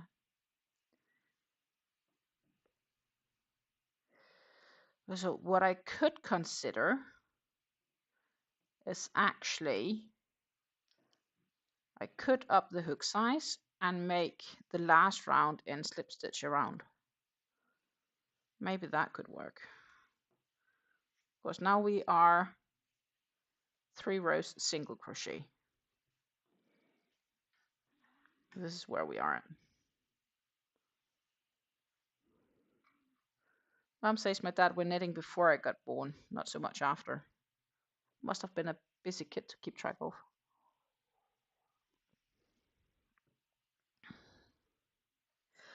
So I really like this. I really, really like this. Definitely nice outcome. It's just a shame I don't fit it. But that is how it is. So let's test.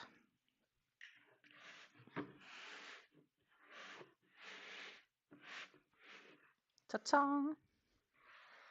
Oh, we're a little bit unaligned here, but oh.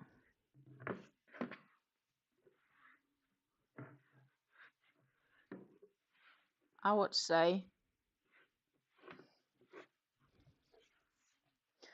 this is a 20-inch head, so 19-inch would probably. I won't fit it, Susan. I know.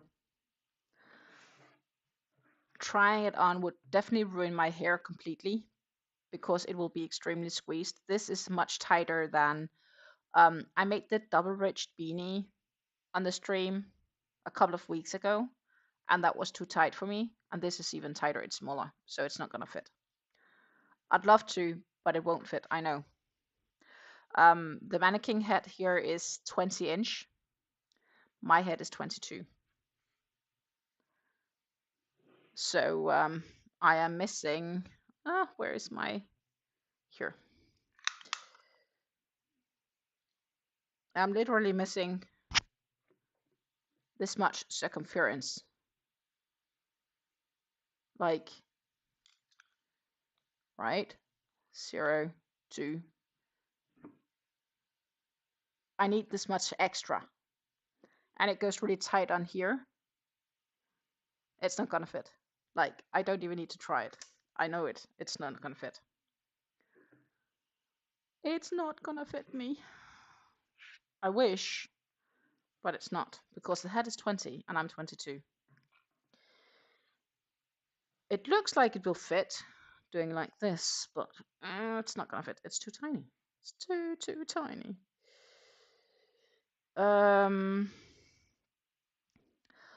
What I could do to make this fit is basically to frog it and add another starting stitch up here. Probably even 2 or 3. 2 might work because I need to consider how much. So each ridge, how much is that actually? Let's see. It's probably like 2 with increases. So that would be the 1 extra stitch. If I add 2 stitches, that would be enough for me to fit it, I think. If I were using the same yarn, which I could, like, I could go and find the cake and then try to simply do that and see what the end result would be. I might be open for that, actually. Or I need to find this yarn again as just as a ball in the store, and I might do that. I do have some other balls in a different color, but I have other plans for that, so I'm not going to use that yarn. But the conclusion is, regardless, that I think we are ending it here. I think we are ending it here because when I measure this, it is almost 8 inches. And that fits my overview, which says a teenager to adult should be somewhere between 7.5 and 8 inches. So it's good for a small head. So we are gonna cut and sew it together. But first, what I will do is to find my email because I was told that I had mail.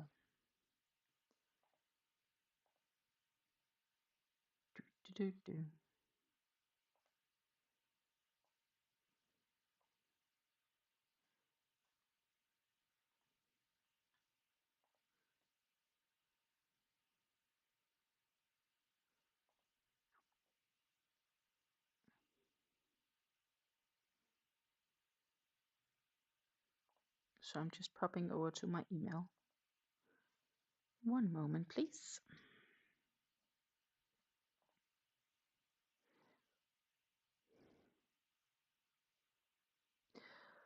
Good morning, oddballs. Wonderful to see you. Susan says I could maybe use a men's pattern, which I probably could, yeah. But I could also just add the size. Oddballs says don't frock it, sell it and make a bigger one. That is probably what I'm ending up doing. That might be the end result of this. I'm definitely not unhappy with the look. I'm just sad it's not fitting. But I'm not a big hat user either. I will have to be completely honest about that as well. So I'm just going to see if I can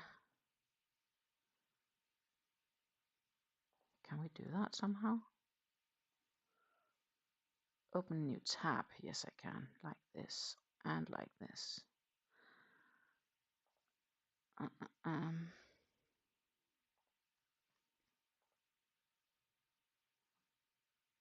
That is. No, I couldn't.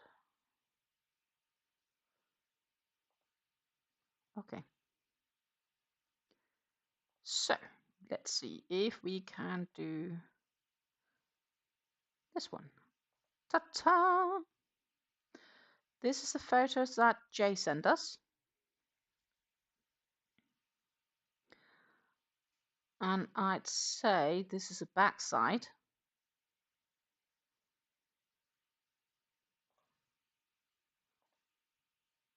Oh, this is backside maybe, because this looks like a backside knit.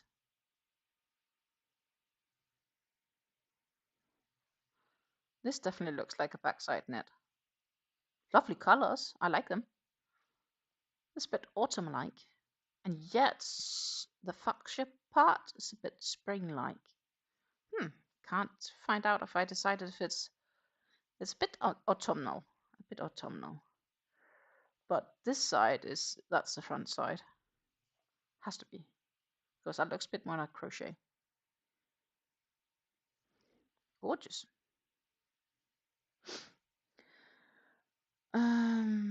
Susan also says wouldn't frock it. Yeah. No, I wouldn't frock it either. It's not the plan. That was more like had I found out already up here when I finished the crown. We were discussing what I should have done. But I already spent quite some time making the crown and I wasn't in the mood of ruining that many hours of work for something that can be useful for someone. Jay says I could make a second one to match and my nieces could grow into them. I'm quite sure my oldest of the nieces will fit this one because that's about the sizes I made the headbands in. I'm just not sure it's her color though. Or it might be because she's redheaded.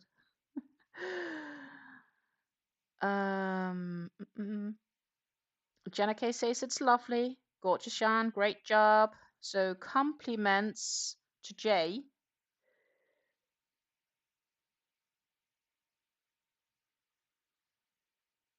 It's a very nice, looking very nice.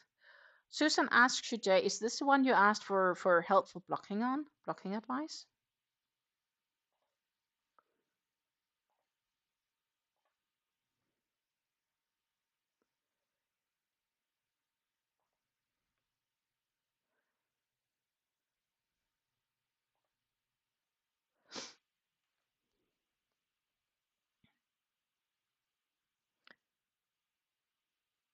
And Jana Case says, I have a small 21-inch head, so I know my crown can go over 6 inches. Yeah, this was just around 6 when I stretched it. 5.5, 6 when I stretched it. So I knew it's not gonna fit my 22-inch head. It's just not gonna happen. I wish, but it's not gonna happen. Better be realistic. The blocking was for cowl, so not for the crochet piece. I cut the yarn. Expected, actually. So let's get those ends sewn together. Do, do, do, do.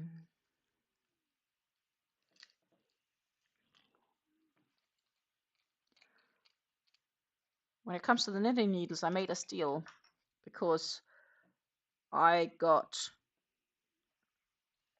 I bought knitting needles for €1, just one set of circular, not interchangeable, and it contained even a darning needle.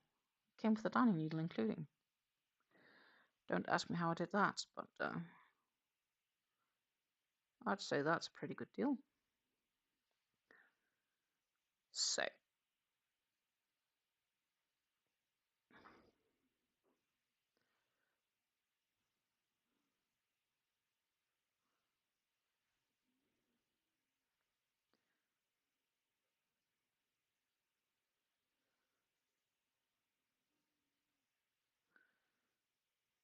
what I probably should do is go back here because coloring wise that would match.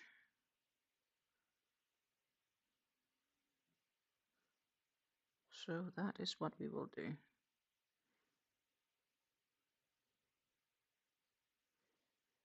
Weaving in ends is not exactly my most favorite task, but it has to be done.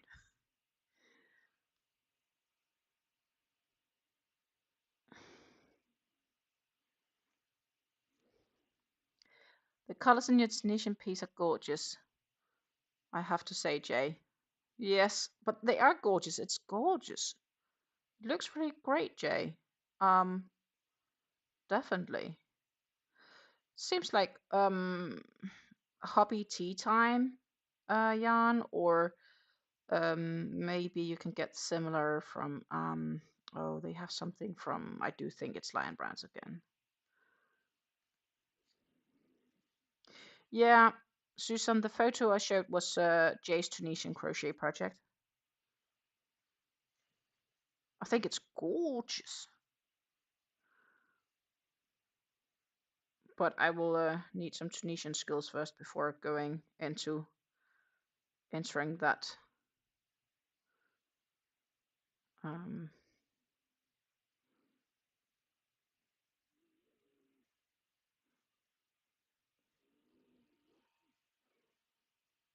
No worries, Susan. Susan says sorry, but she's concentrating on the knitting.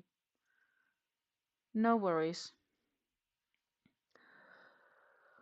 I have to admit, I'm also not the type that can easily both. Well, I can crochet and talk, but I do need to look at my crochet.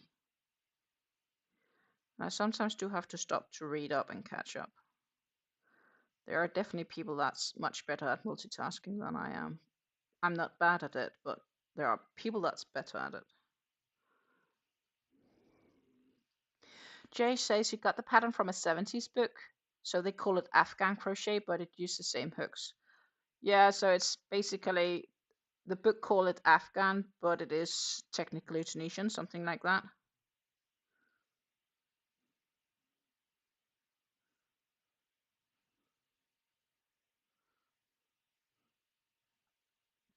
I win! Point for me! Jay says it's the hobby tea time for the yarn. I could recognize it. I have a single cake of that too. I want to make a cowl of that actually.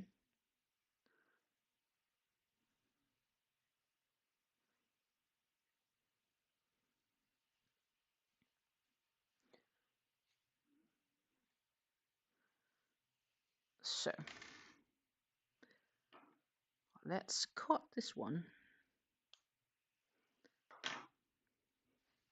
I have a few yarn ends in here we need to end as well before I forget.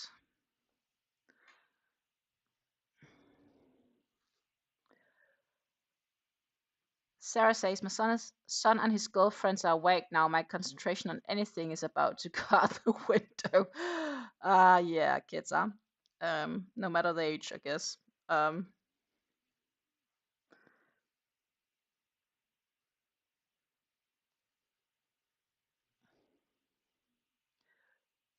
Oddball say she started a new project yesterday. I'm making the Ashanti cover up for Premier Yarns with hobby twister cakes. Oh, interesting. I have some twister cakes. Actually, have like 2 full totes of twister cakes.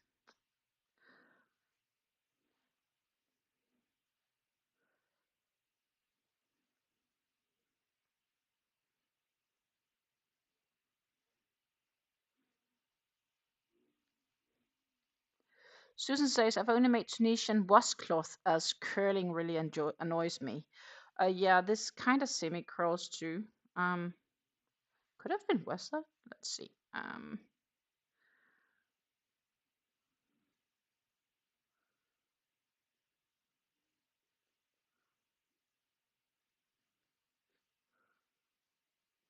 This.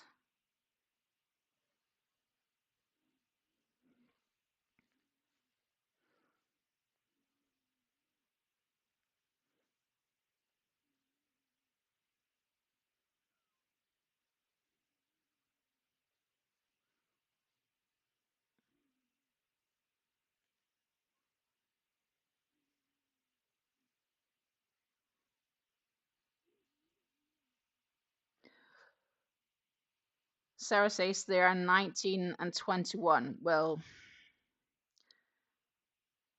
at that age, they can still be disturbing enough. Sarah says it's time for breakfast. Have a great day, everyone. It was nice to catch you live, Stina. Thank you for stepping in and coming and say hello. It was wonderful to have you around. I am trying to do this every Wednesday, though. My future Wednesdays are a little bit in a doubt due to life, basically. So next Wednesday, I'm not going to be here. I'm going to be here on Monday. And then I'll be off for a week and a half. Unless I figure out something lovely to make for pre-content. I am debating, so I have a few plans. The real question is just if I will have enough time to actually do it. If that makes sense.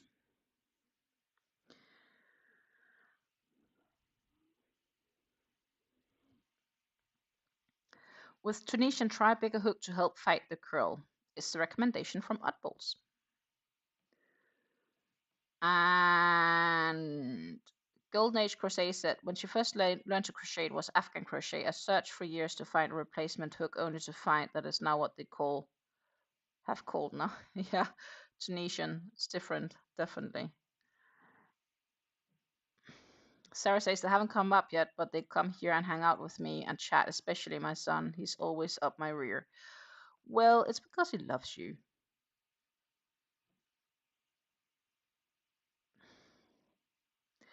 Susan says thank you to Oddballs, but she's sticking to knitting and regular crocheting. Oh my goodness, this doesn't want to thread. Too fluffy in the end. There it goes. Should have bended it earlier.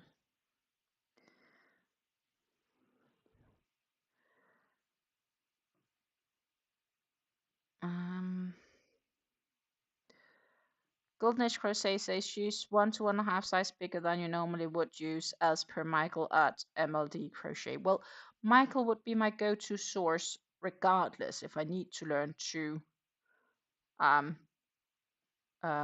do Tunisian. I've seen an awesome pattern on Hobby that I want to do, but it's in Tunisian. And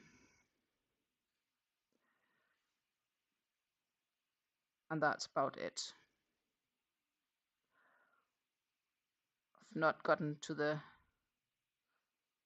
actual bits of doing it.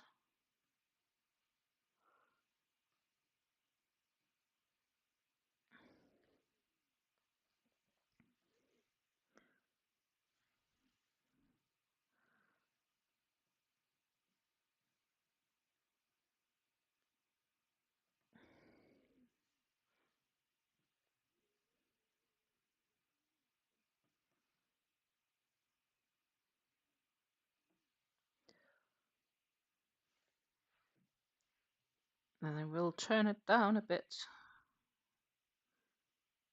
And this, and soon will definitely not unravel. This yarn isn't one that quickly and easily frogs in any case.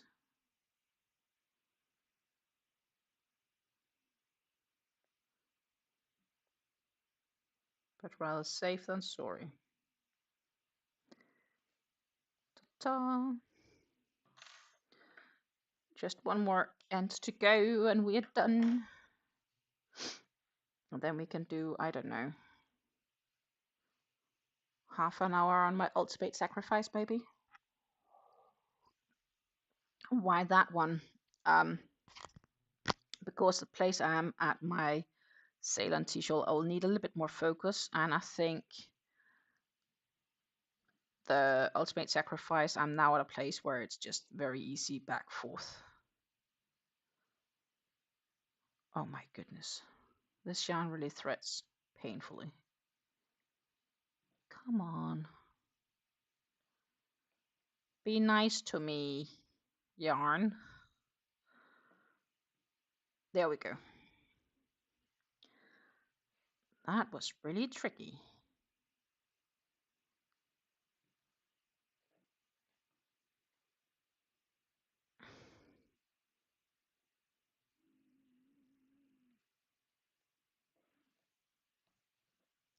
But yes,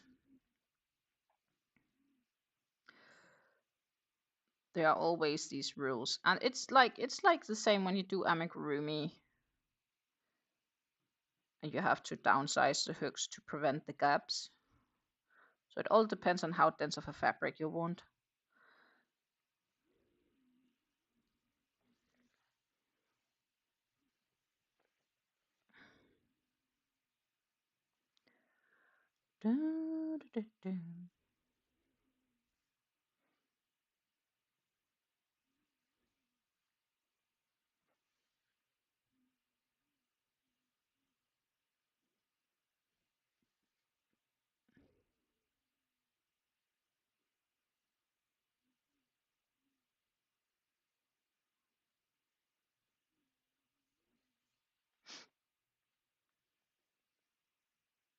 Oh,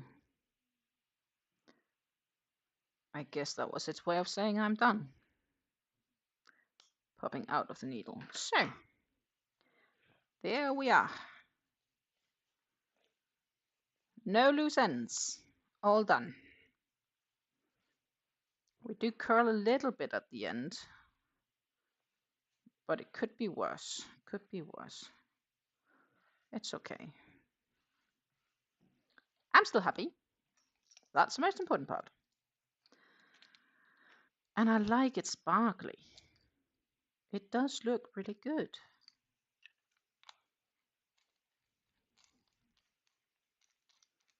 It does look really good.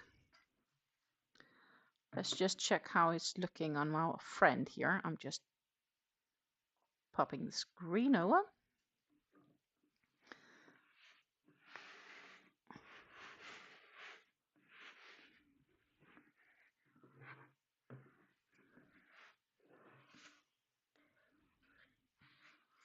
Ta-ta! We're happy, I think. Yeah. Done! It always feels like victory when you finish a work in progress, and it doesn't matter how big or how small it is. Obviously, the bigger the awesomer feel, but we are finished. We are finished. So we have a finished project for Friday. Awesome. It can go over there. This is the yarns I have left.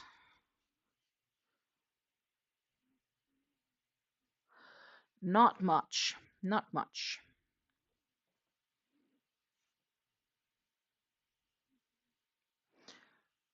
But a little bit left. It's nice and soft. I will probably put it into the stash with my cakes. I think I'll weigh it and say if there is less than 10 grams left or something like that, I'll consider it used. Yeah, I'll weigh it before I put it in my stash just to know.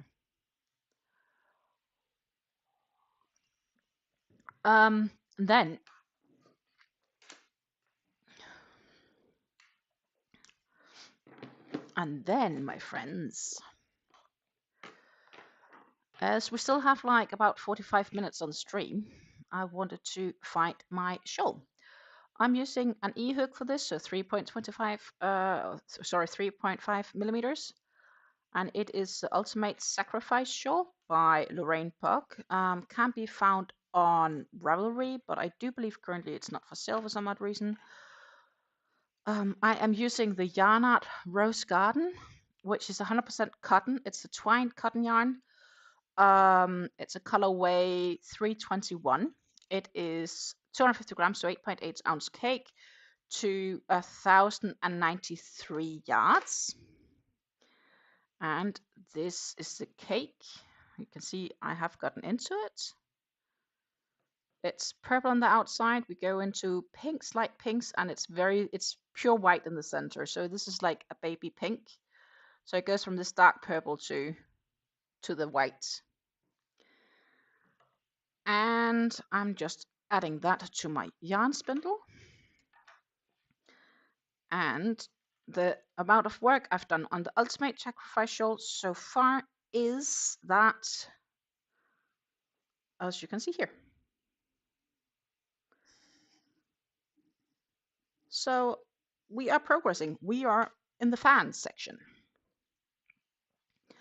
So we'll pop over to the working section again, and then let me see what says, because we have friends joining us. Everybody clapping off me, finishing up the beanie. I'm very happy to have finished the beanie too. And we have Carrie joining us. Carrie the Yarny Elephant is in the house. Good morning, Carrie. I hope you have grabbed something to drink. Coffee, tea, or something nice, juice, water.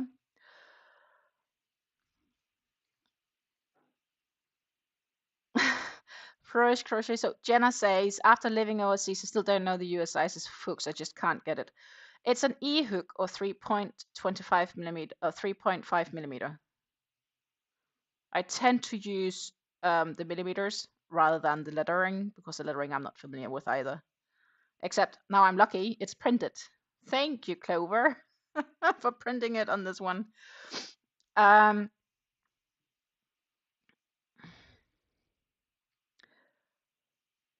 Jenna Case says she's making a shawl with the yarn art flowers. I have lots of the yarn art flowers, which is the same as Hobby's Twisters. I made a comparison as well on that. And that I have also like a whole stash of, also as well as the Rose Garden. The Rose Garden is 100% cotton, so they are like Sultan Deluxe. Cotton King Sultan Deluxe, just different colorways. Karen grabbed some coffee. Good morning, Karen. Welcome to the live. I just finished the Spirograph Beanie. I don't know if you reached to see it or if I should find it and show it. Here I'm currently on the fans for the Ultimate Sacrifice Shawl.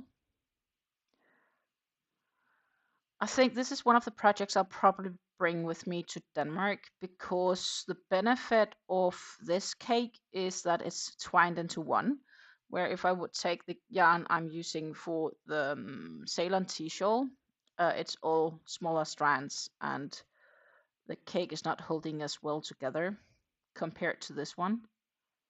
But I will probably need to find an extra project just in case. Because I'm gonna be there for a few days and I'm not really sure what the plans are right now, due to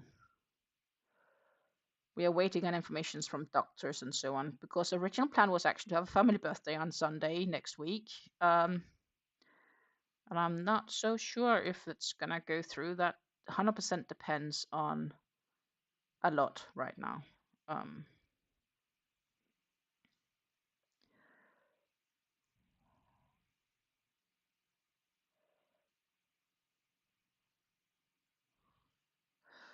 Susan asked where Jenna used to live. I need to put this a bit further away because it is disturbing me this close. Can't pull decently on my spindle. Golden Age Crochet says, nice, I'm starting with my new yarn for second hat collector shawl. So, I got stuff for the hat collector shawl as well, lay in my stash. And I actually have 2 different types of yarns I want to try to make it with, which means that I will probably have to make it twice. This is the second time I make the Ultimate Sacrifice, and it's also not the last time either. I like with the Ultimate Sacrifice, once you get to a certain spot in the pattern, it's pretty mindless, actually. Most of it is. It's not too difficult to do.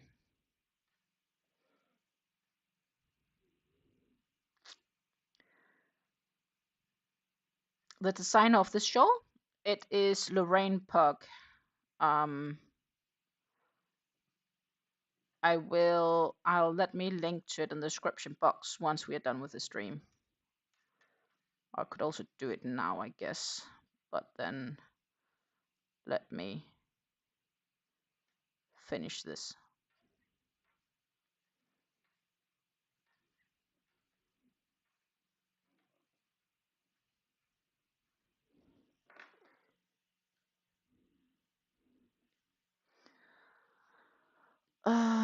Karen says, send my well wishes to your mom. You might actually be lucky. She might actually be in here watching and reading what you're writing. But in any case, definitely thank you. I will send my well wishes to her.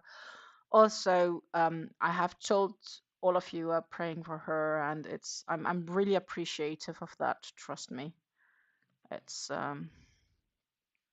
rough times.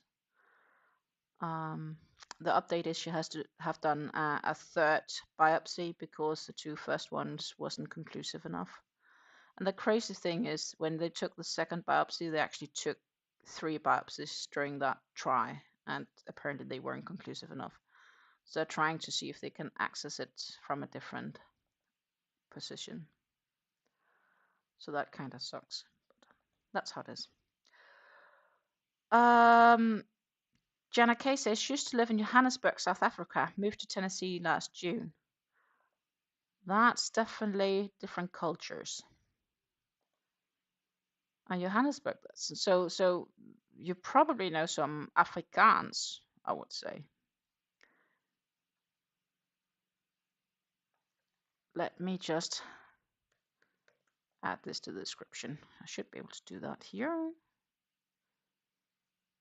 Description. Well, I could remove that because that's not true, because it's summer today. I should now have updated the description with the link to The Ultimate Sacrifice shawl by Lorraine Pug on Ravelry. And the yarn show is this yarn I'm using for it. I also just showed it in Sort My Stash Yarn Art Rose Garden. I have a whole stash where I like sort both them and my Sultan Deluxe yarns.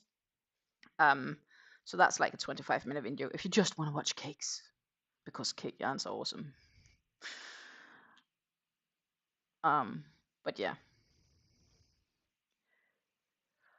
Hilla says, thank you so very much for all your kind wishes about get better and so on. She's very appreciative of your prayers. And the fact is that she's still hanging out with us in this live is telling me that she's having a pretty good day right now, which I'm really happy about. A few days ago, she did not definitely feel very well at all, and we were really concerned. So every time that I get good news, I'm a happy camper. Even though that the news generally these days aren't the best of news. So it just shows how much you can be appreciative of the small things in life, which I like. We should not forget those.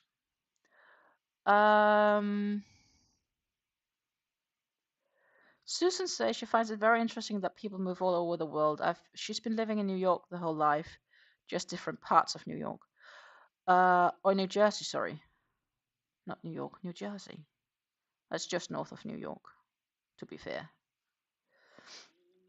I guess I'm one of those as well because I moved around well, right? Like I moved I also moved around the world. Well, not much moving. I moved from Denmark to the Netherlands, but I've been traveling the world. Um, and I moved because of love. Um, I've been really lucky to find a Dutch guy that fit very well with me in so many aspects. Like we both have things we are good and lesser good at, but we tend to complement each other where the other is not as strong, if that makes sense. So that is really good thing.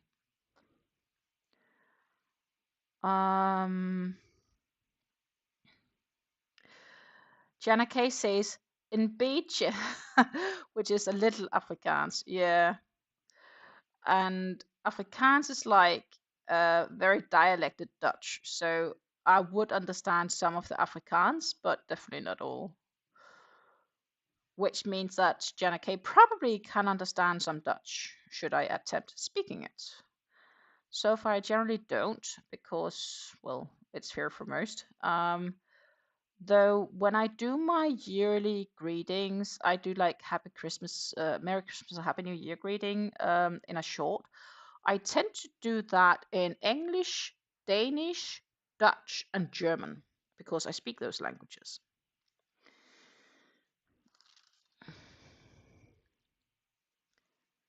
Karen says she's happy today is a good day. Well, I'm happy that today is a good day too. Definitely. Artball says lived in Canada, making plans to retire in Mexico in a decade. Mexico sounds nice and warm, and you have shown us that they have gorgeous yarns.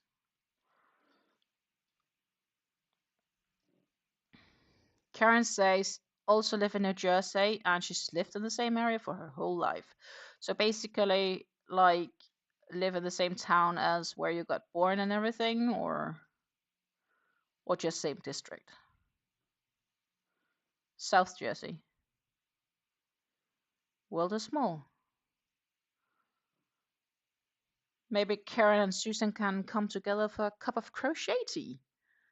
I don't know actually how big New Jersey is, if that's even realistic. That's just some sort of assumption that I make. Um, but that's because, the Netherlands is pretty small and Denmark is pretty small.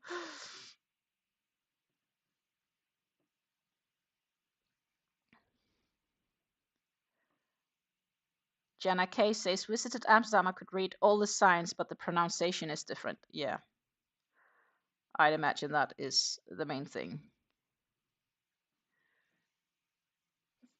Karen says a few towns away out. Sarah says she's in Maryland. Depending on what part of Jersey, it's not far at all. Well, you ladies live so close to one another. It could have been kind of cozy to have some sort of let's meet up for crochet weekend, crochet retreat, or something like that. That could be fun. But I'm not gonna come all the way to New Jersey for that. It's not realistic, unfortunately. Probably a few hours south. Yeah, so if you made like a weekend retreat, it could be fun.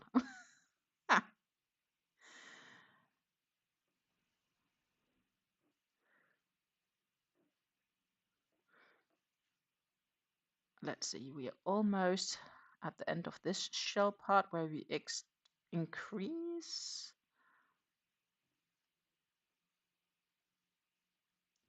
So this basically is only double crochets and chains. And a single treble at the very end to keep the increase. So now I need to see, so I don't need to increase here, I just need to do, these shells are 2 double crochets, chain 2 double crochets, all the way to the point where I have to increase the point, I see, because I didn't in the last row. There, you increase it every second row.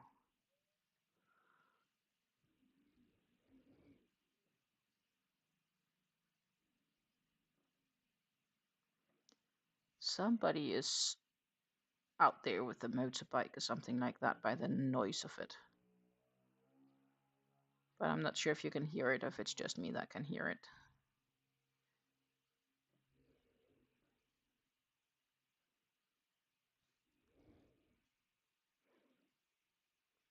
Karen says a few hours for fun and a few hours to travel to an hour could make it happen. Yeah, definitely. Definitely. But I'm unfortunately not anywhere close.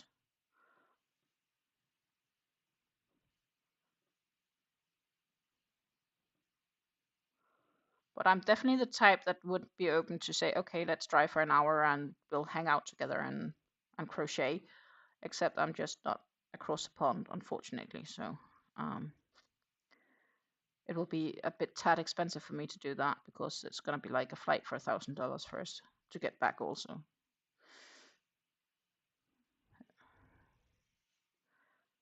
And that's like, what, flying monkey class? Maybe I can do it a bit cheaper, not much. Sarah says, I've been to Atlantic City for a pool convention with my man, then Jersey Shore with him for vacation, and somewhere Camden maybe for Grateful Company concert. Oh, that sounds nice.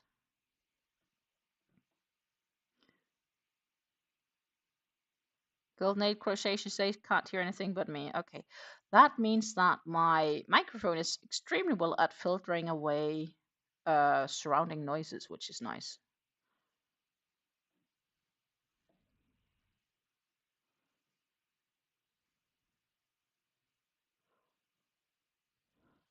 Karen says, I'm closer to the shore, Atlantic City. She works in Delaware.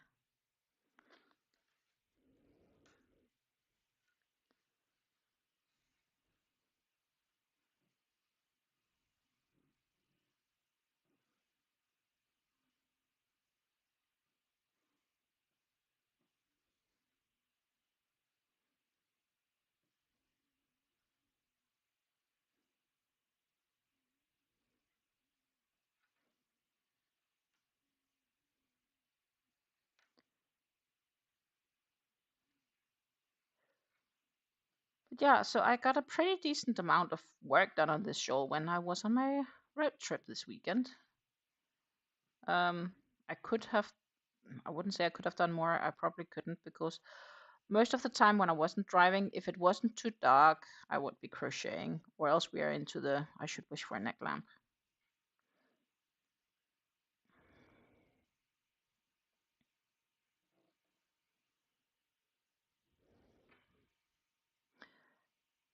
Jay says, I'm in the middle of nowhere, New Hampshire.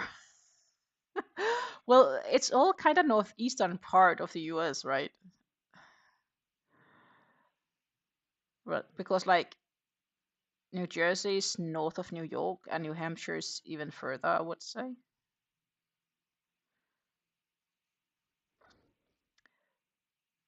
Jenna Case says, I saw the shawl in Ravelry. Thanks for linking it. It's absolutely gorgeous. Need to make it for my daughter. It is absolutely gorgeous. I totally agree. And I am, it's the second time I make this, and it's probably also not the last. And I like the simplicity of it. This time I optioned to not to make the center a different color, but just to keep the cake flowing fully instead of like weaving in ends and opening again. First time I did it, I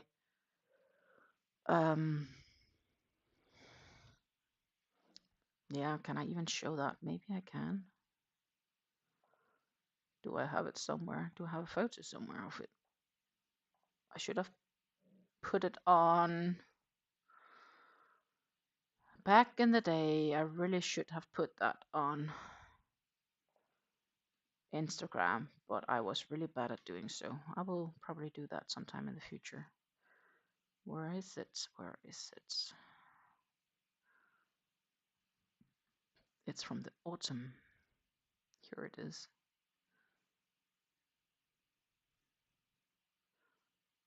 Let's see.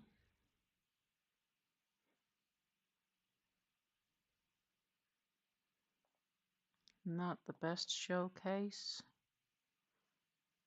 This would be better.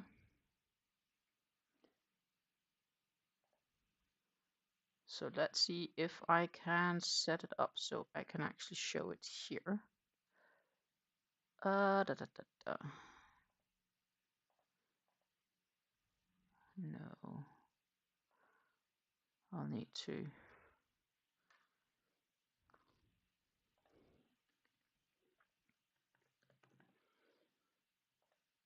do like this. And the thing is, if I need to now also, oh my goodness.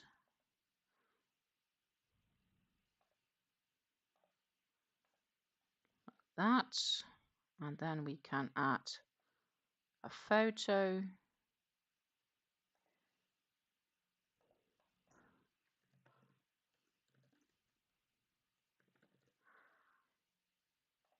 Then I just need to find it. Oh my goodness. Please be patient with me, ladies.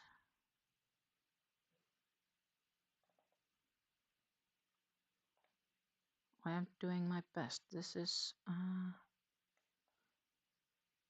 too big, like a little smaller, please.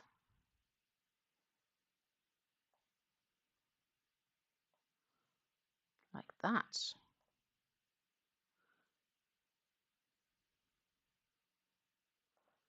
But we also need, well, I can find that afterwards. This one I made in autumn.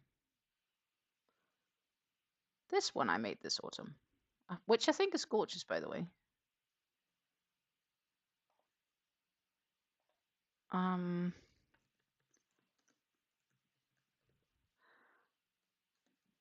I'm just trying to see if I can find the one where it's stretched out, because that looks awesome as well.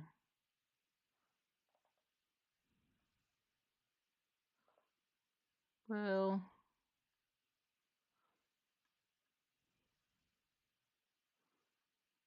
maybe I have to do that on the blocking board, which will be, oh, that looks horrid. Okay, not sure how this is gonna look on screen, but I think it's gonna be, we will try our best and then we will see how the result is. That would be this one, and we will need to decrease the size a bit for it to nicely show.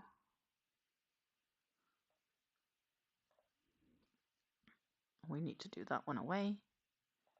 Pop that one over. That would be how it looks when it's spread out. Gorgeous hobby yarns from the Halloween collection. I'm quite happy with how that one ended up. And that is after blocking, by the way, for those that's curious. Yeah, pretty happy with the end result, definitely. Definitely happy. Thank you for your compliments. So let's see if I can catch up here. Susan says, Karen, I went to the University of Delaware. And Karen said, I went to Wilmington. And Utpal says, I wanted to make that shawl for a while. I think I will after this project. Well, I would say do. They are gorgeous. Montreal, Canada is 4 hours from me, and in the middle of New Jersey is about 8. Yeah, okay. So Canada is definitely closer.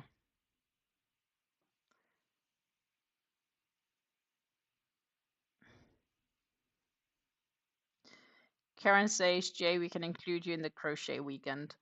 It would be pretty cool though, like if a group of ladies could come together living close and have fun together. I definitely wish I would live closer.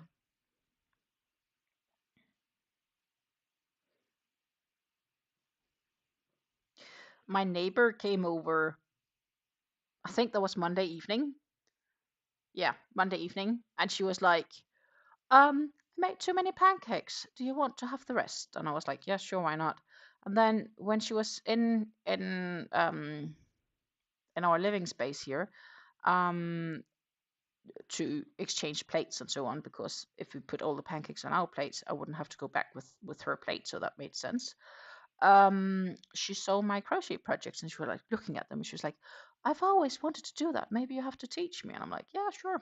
Just let me know. So who knows? Maybe I'll end up teaching my neighbor how to crochet. Then I have my own little social club.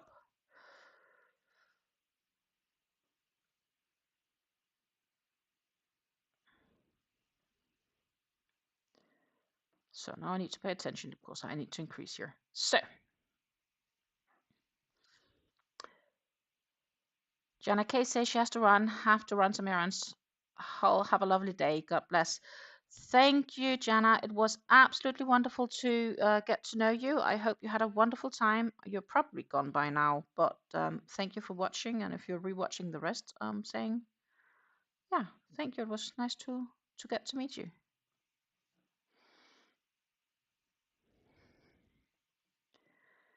Oppo says Montreal is far from me. Yeah. And it is stunning. Yes, thank you, thank you, thank you. I was quite happy with the result of the ultimate sacrifice I made in the autumn. I have a feeling this is going to be stunning as well, just in a different way.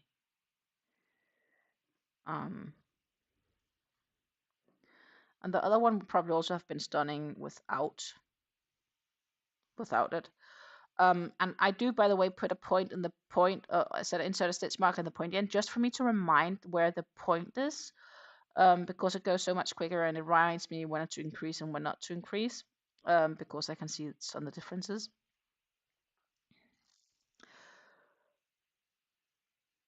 Oddballs ask if this pattern would be difficult to make it larger. No, not at all, because it's a constant increase. I do believe the pattern stops when you increase by X amount of stitches in the fans, but you can just option for the following 4 rows, you can increase it again with 1 more stitch. So in theory, you can just keep increasing it. Susan asked what the name is of the shawl pattern. This is the Ultimate Sacrifice by Lorraine Pug. I did link to it in the description box down below here after we started on it. I didn't do it in the beginning because I wasn't sure if we could reach working on it, because I wasn't sure how many rounds we had to do on the beanie. And I was like, if we only have 10 minutes left when I'm done with everything, then I'm probably not going to work on a shawl and we'll just end the stream early. But since we had a solid 45 minutes left when I started working on this, I was like, sure, let's do that.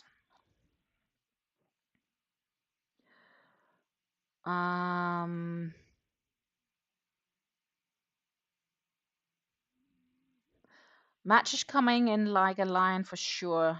Wind, wind, and more wind. Oh. Yeah, the name is a bit ominous. I totally agree. Don't ask me why it's named that. I did not design it. I think it's gorgeous though. And it does look a bit like the heart collectors in some aspect. Reminds me I still need to make the heart collectors. Which is a project I did consider for our lives, but that's gonna be the eternity. Like, I could probably only, if I only worked on the heart collectors, I would maybe do I would maybe even be busy for a year. I don't know. It's big. I want to make the big version.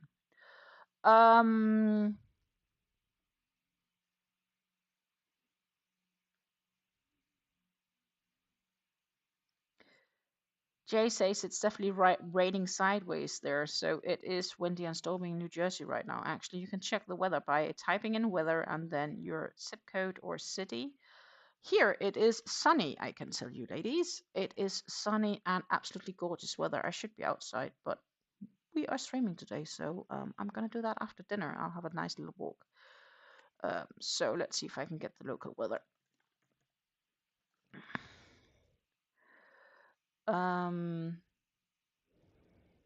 But yeah, it sounds really windy. Susan, I do not know the origin of the pattern name.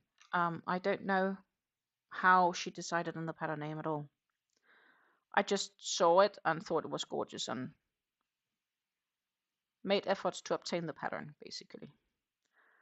And here we are, working on my second version, probably. So the pattern the finished version I showed is 800 meter cake, and this is 1,000 meters, so this one will be bigger. And the other one was like probably a meter across. I have no clue. That's like 40-ish inches wide. So the weather for my local area right now here in Nijmegen, which is about 2 or 3 miles away, is sunny with a temperature of 62 degrees Fahrenheit, which is about 7 degrees Celsius. The wind is blowing from the south-southwest at 7 miles per hour, which is current humidity of 36. So it is spring. It's really spring here, and it feels so nice. Like, I'm not even cold. I don't even have a scarf around my neck or anything like that, which is kind of odd. It's not a hobby pattern. It's a pattern from Ravelry.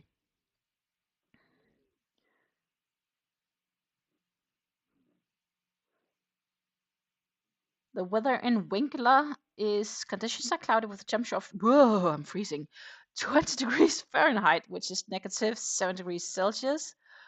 It is wind still though, because the wind is from west-northwest at 4 miles per hour and a current humidity of 71, and it's cloudy.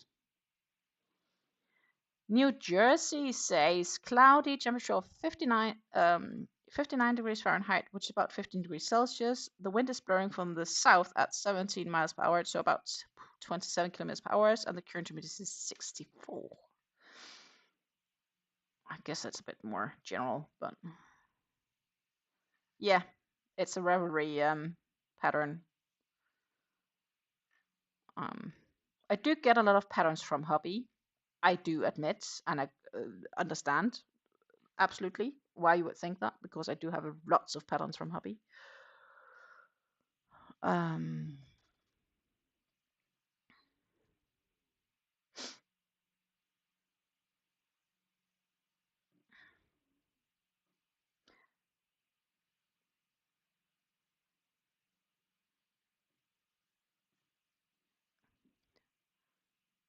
Helle says she saw the weather report earlier when we spoke. Yes, because I sent her a copy of the weather report, because it's gonna be sunny the next many coming days here, so I really should get out and get moving a bit. I've been checking the places where I normally source small tasks, working tasks. I've not found any currently. So maybe I should just really get out and get moving. That would be really good for me.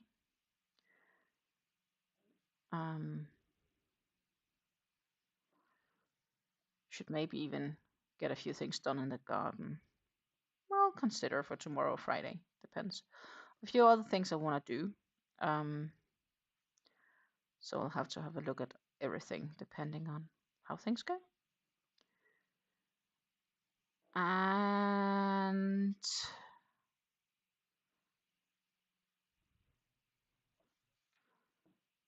I'm not sure, did I say that? Karen says she's on the Delaware Bay, so the wind is howling through the cedar trees. Sounds like it, yeah. Anyway, always when you are living closer to the coast, you will experience more wind, because there is no trees or hills or houses or whatever to stop it. So it's always more windy when you're closer to the coast.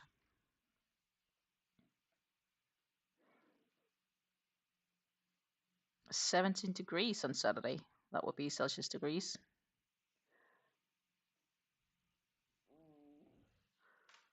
Oh, I don't blame you for that. Adbal says she has to go get blood tests done this afternoon and she doesn't want to go outside. Given the fact that I just saw that you had negative degrees in the sense of Celsius, I do understand. It's freezing. Why would you go outside if you don't have to? But I guess in this case it would be rather important to do. But I definitely do not blame you for wanting to stay indoor. Oh, and we get to the increase section here. So instead of the 2 double crochets, we are now into the 3 double crochets, but in the center is still just 2, so it's a stitch before we do the 3, which means we do get closer towards the end. of this row, and then we did a full row. Once we get there.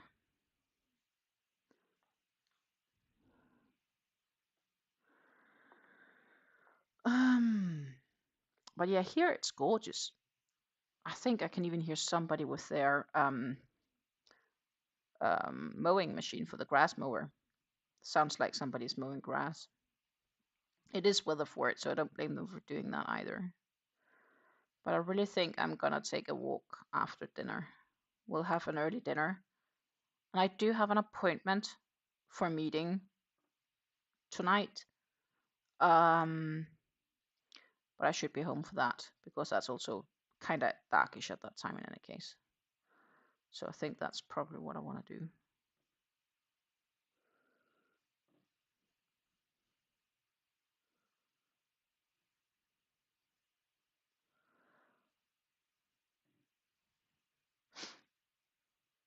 I also got a bit work done on my mosaic blanket.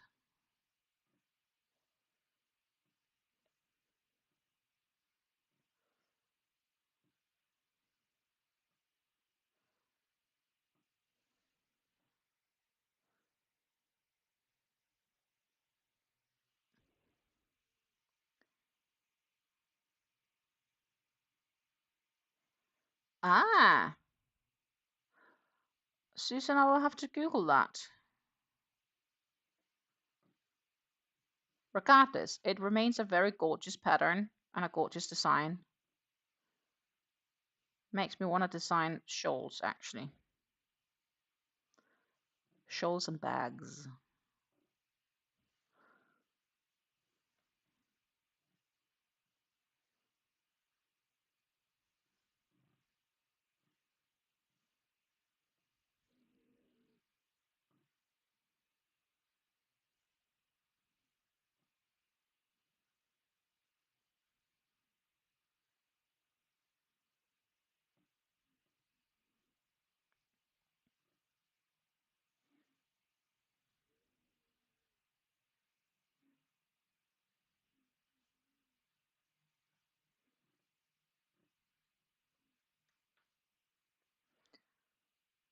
Red Teapot actually also released a new shawl pattern, which is also gorgeous, which is like, that would be awesome.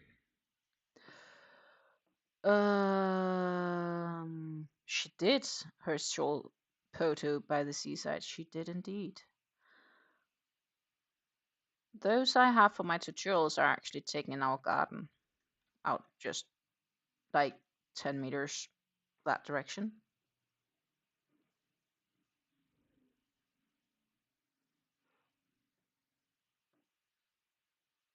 Which I'm not even sure was visible actually, due to the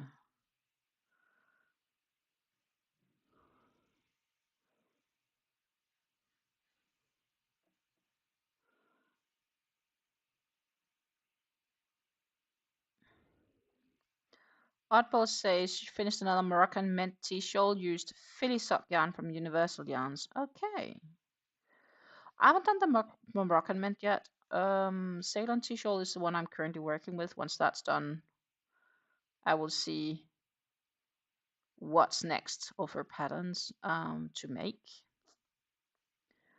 I really enjoyed the dye-eating t-shawl, actually. The Ceylon t-shawl is also quite nice because it doesn't contain puff stitches. But I have plenty of options when it comes to oh my goodness. I have plenty of options when it comes to yarn choices. I just need to decide on the patterns I want to use for the yarns. So many cakes in my stash. I've seen a few custom made cakes. So I'm like, oh, they are gorgeous. I want to get them. But I probably shouldn't for now.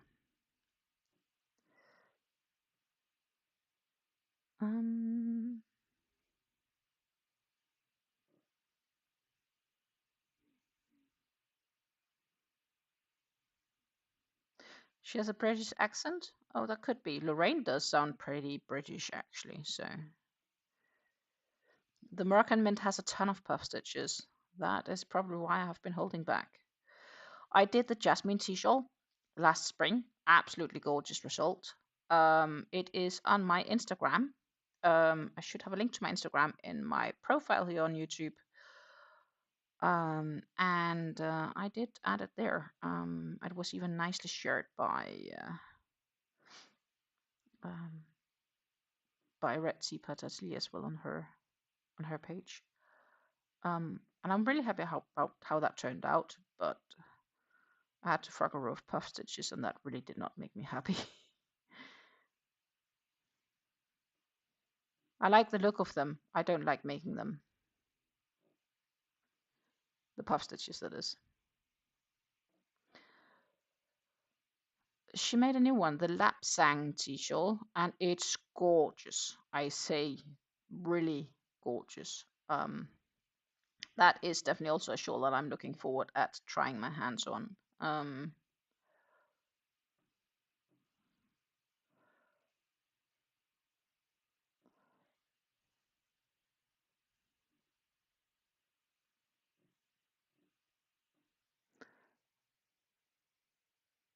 But I may need to invest in some time before doing that, finishing up a few other projects. But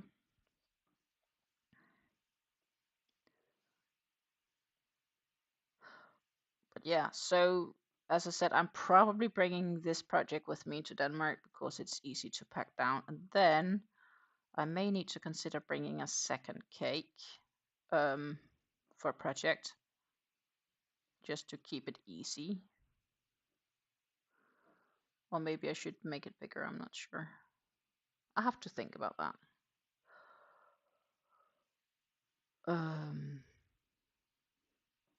But I just need to make sure I have something to do when I'm there. And I'm not sure if I'll finish this one. But at the same time, I like to have something of a different yarn weight or something along those lines. So I may have to look in my stash to see what options I have. So that was actually it. And now I need to do a treble in this last stitch.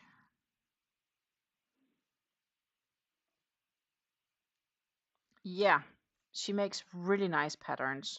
I totally agree. Oddball says that Retty Patachi, that she loves her patterns. They're so well written. I agree. They're gorgeous. I just want to make them one at a time and not all at once. So I finish the Ceylon T-shawl and then I decide what pattern is next. That is basically how I prefer it. So that was one more row.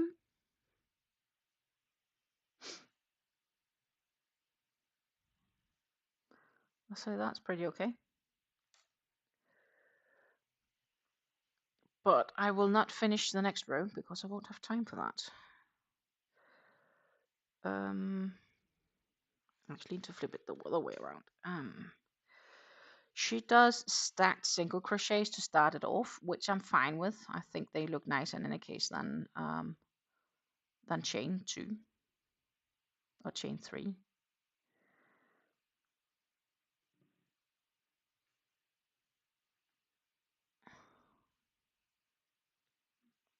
But I do need to pay a little attention because else I get them a bit too tight. Like that. Then I insert the stitch marker so I can easily find the stitch.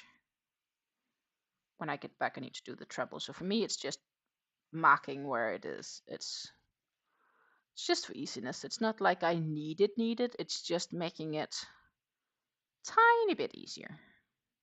So now I need to check. So I've actually done 4. So now I actually need to increase in this row, which means that we do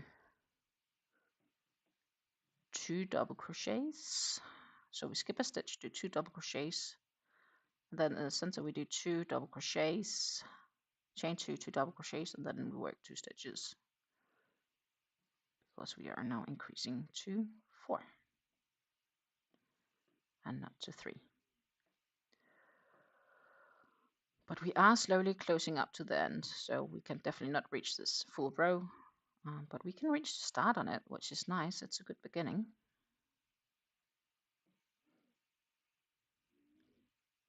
Hilla says she's gonna head out, so we will have to see each other on another day, which we will definitely talk with each other later. That is for sure.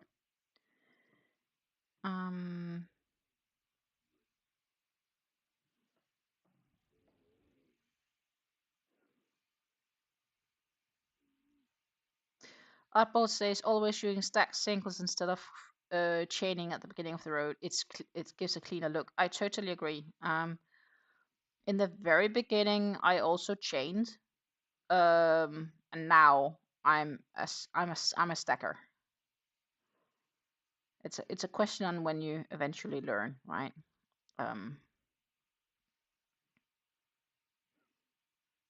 So that's also something that I learned.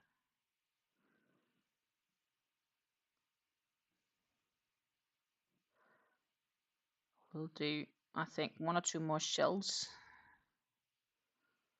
But yeah, we are increasing the size here, so.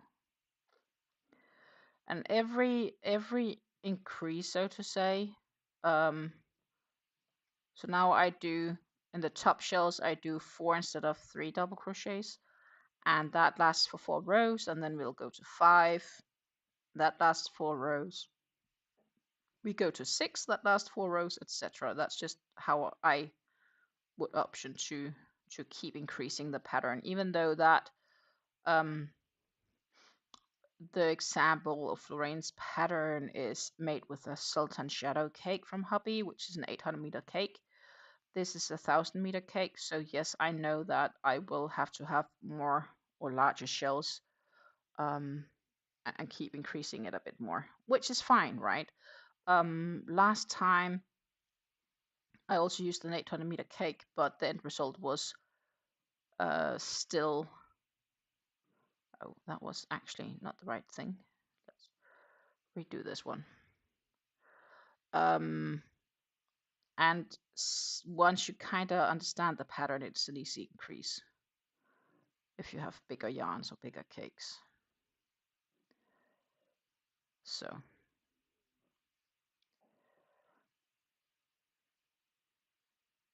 And there is definitely a cake maker, I think, could make some absolutely gorgeous cake for this shawl.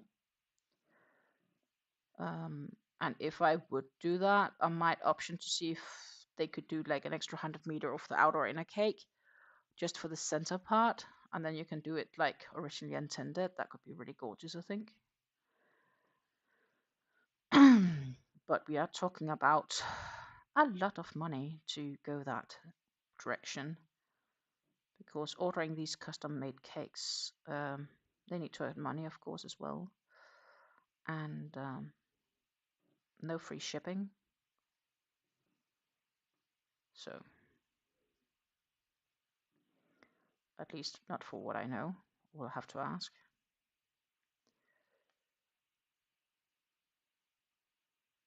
Yeah, I also have some larger Stanley cakes. Muffins. But it's easy. Once you get into understanding the pattern, it's really easy to increase. But we still have a few here, and I won't have time to do that. So, but it is easy to increase. So every 4 rows you would increase. It's not super visible yet, but here I did 2 stitches, and here we go to 3, and now I have 4, and that's only in the top, like this section. Down here it's just 2, plus you increase every second time here at the very bottom. So this next row I won't increase because I increased last round, and that's what you can see here, basically. Increase. It increased here, Here it didn't increase. Here it increases. No increase, increase, no increase, increase, no increase, increase, etc. It is quite easy to make larger. Yeah, that's it's the least of your worries. If you are, I would say, if you're an experienced crocheter, not that this takes experience, but if you have experience with patterns and understand simplicity of patterns, it's easy to increase this pattern to a bigger size. Very easy.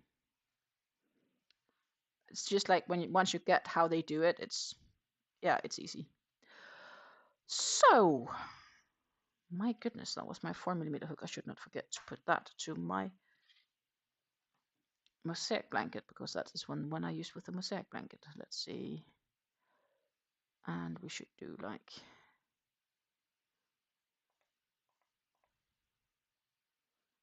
actually we should go back up, because it is, I'm afraid to say, time to slowly end the stream.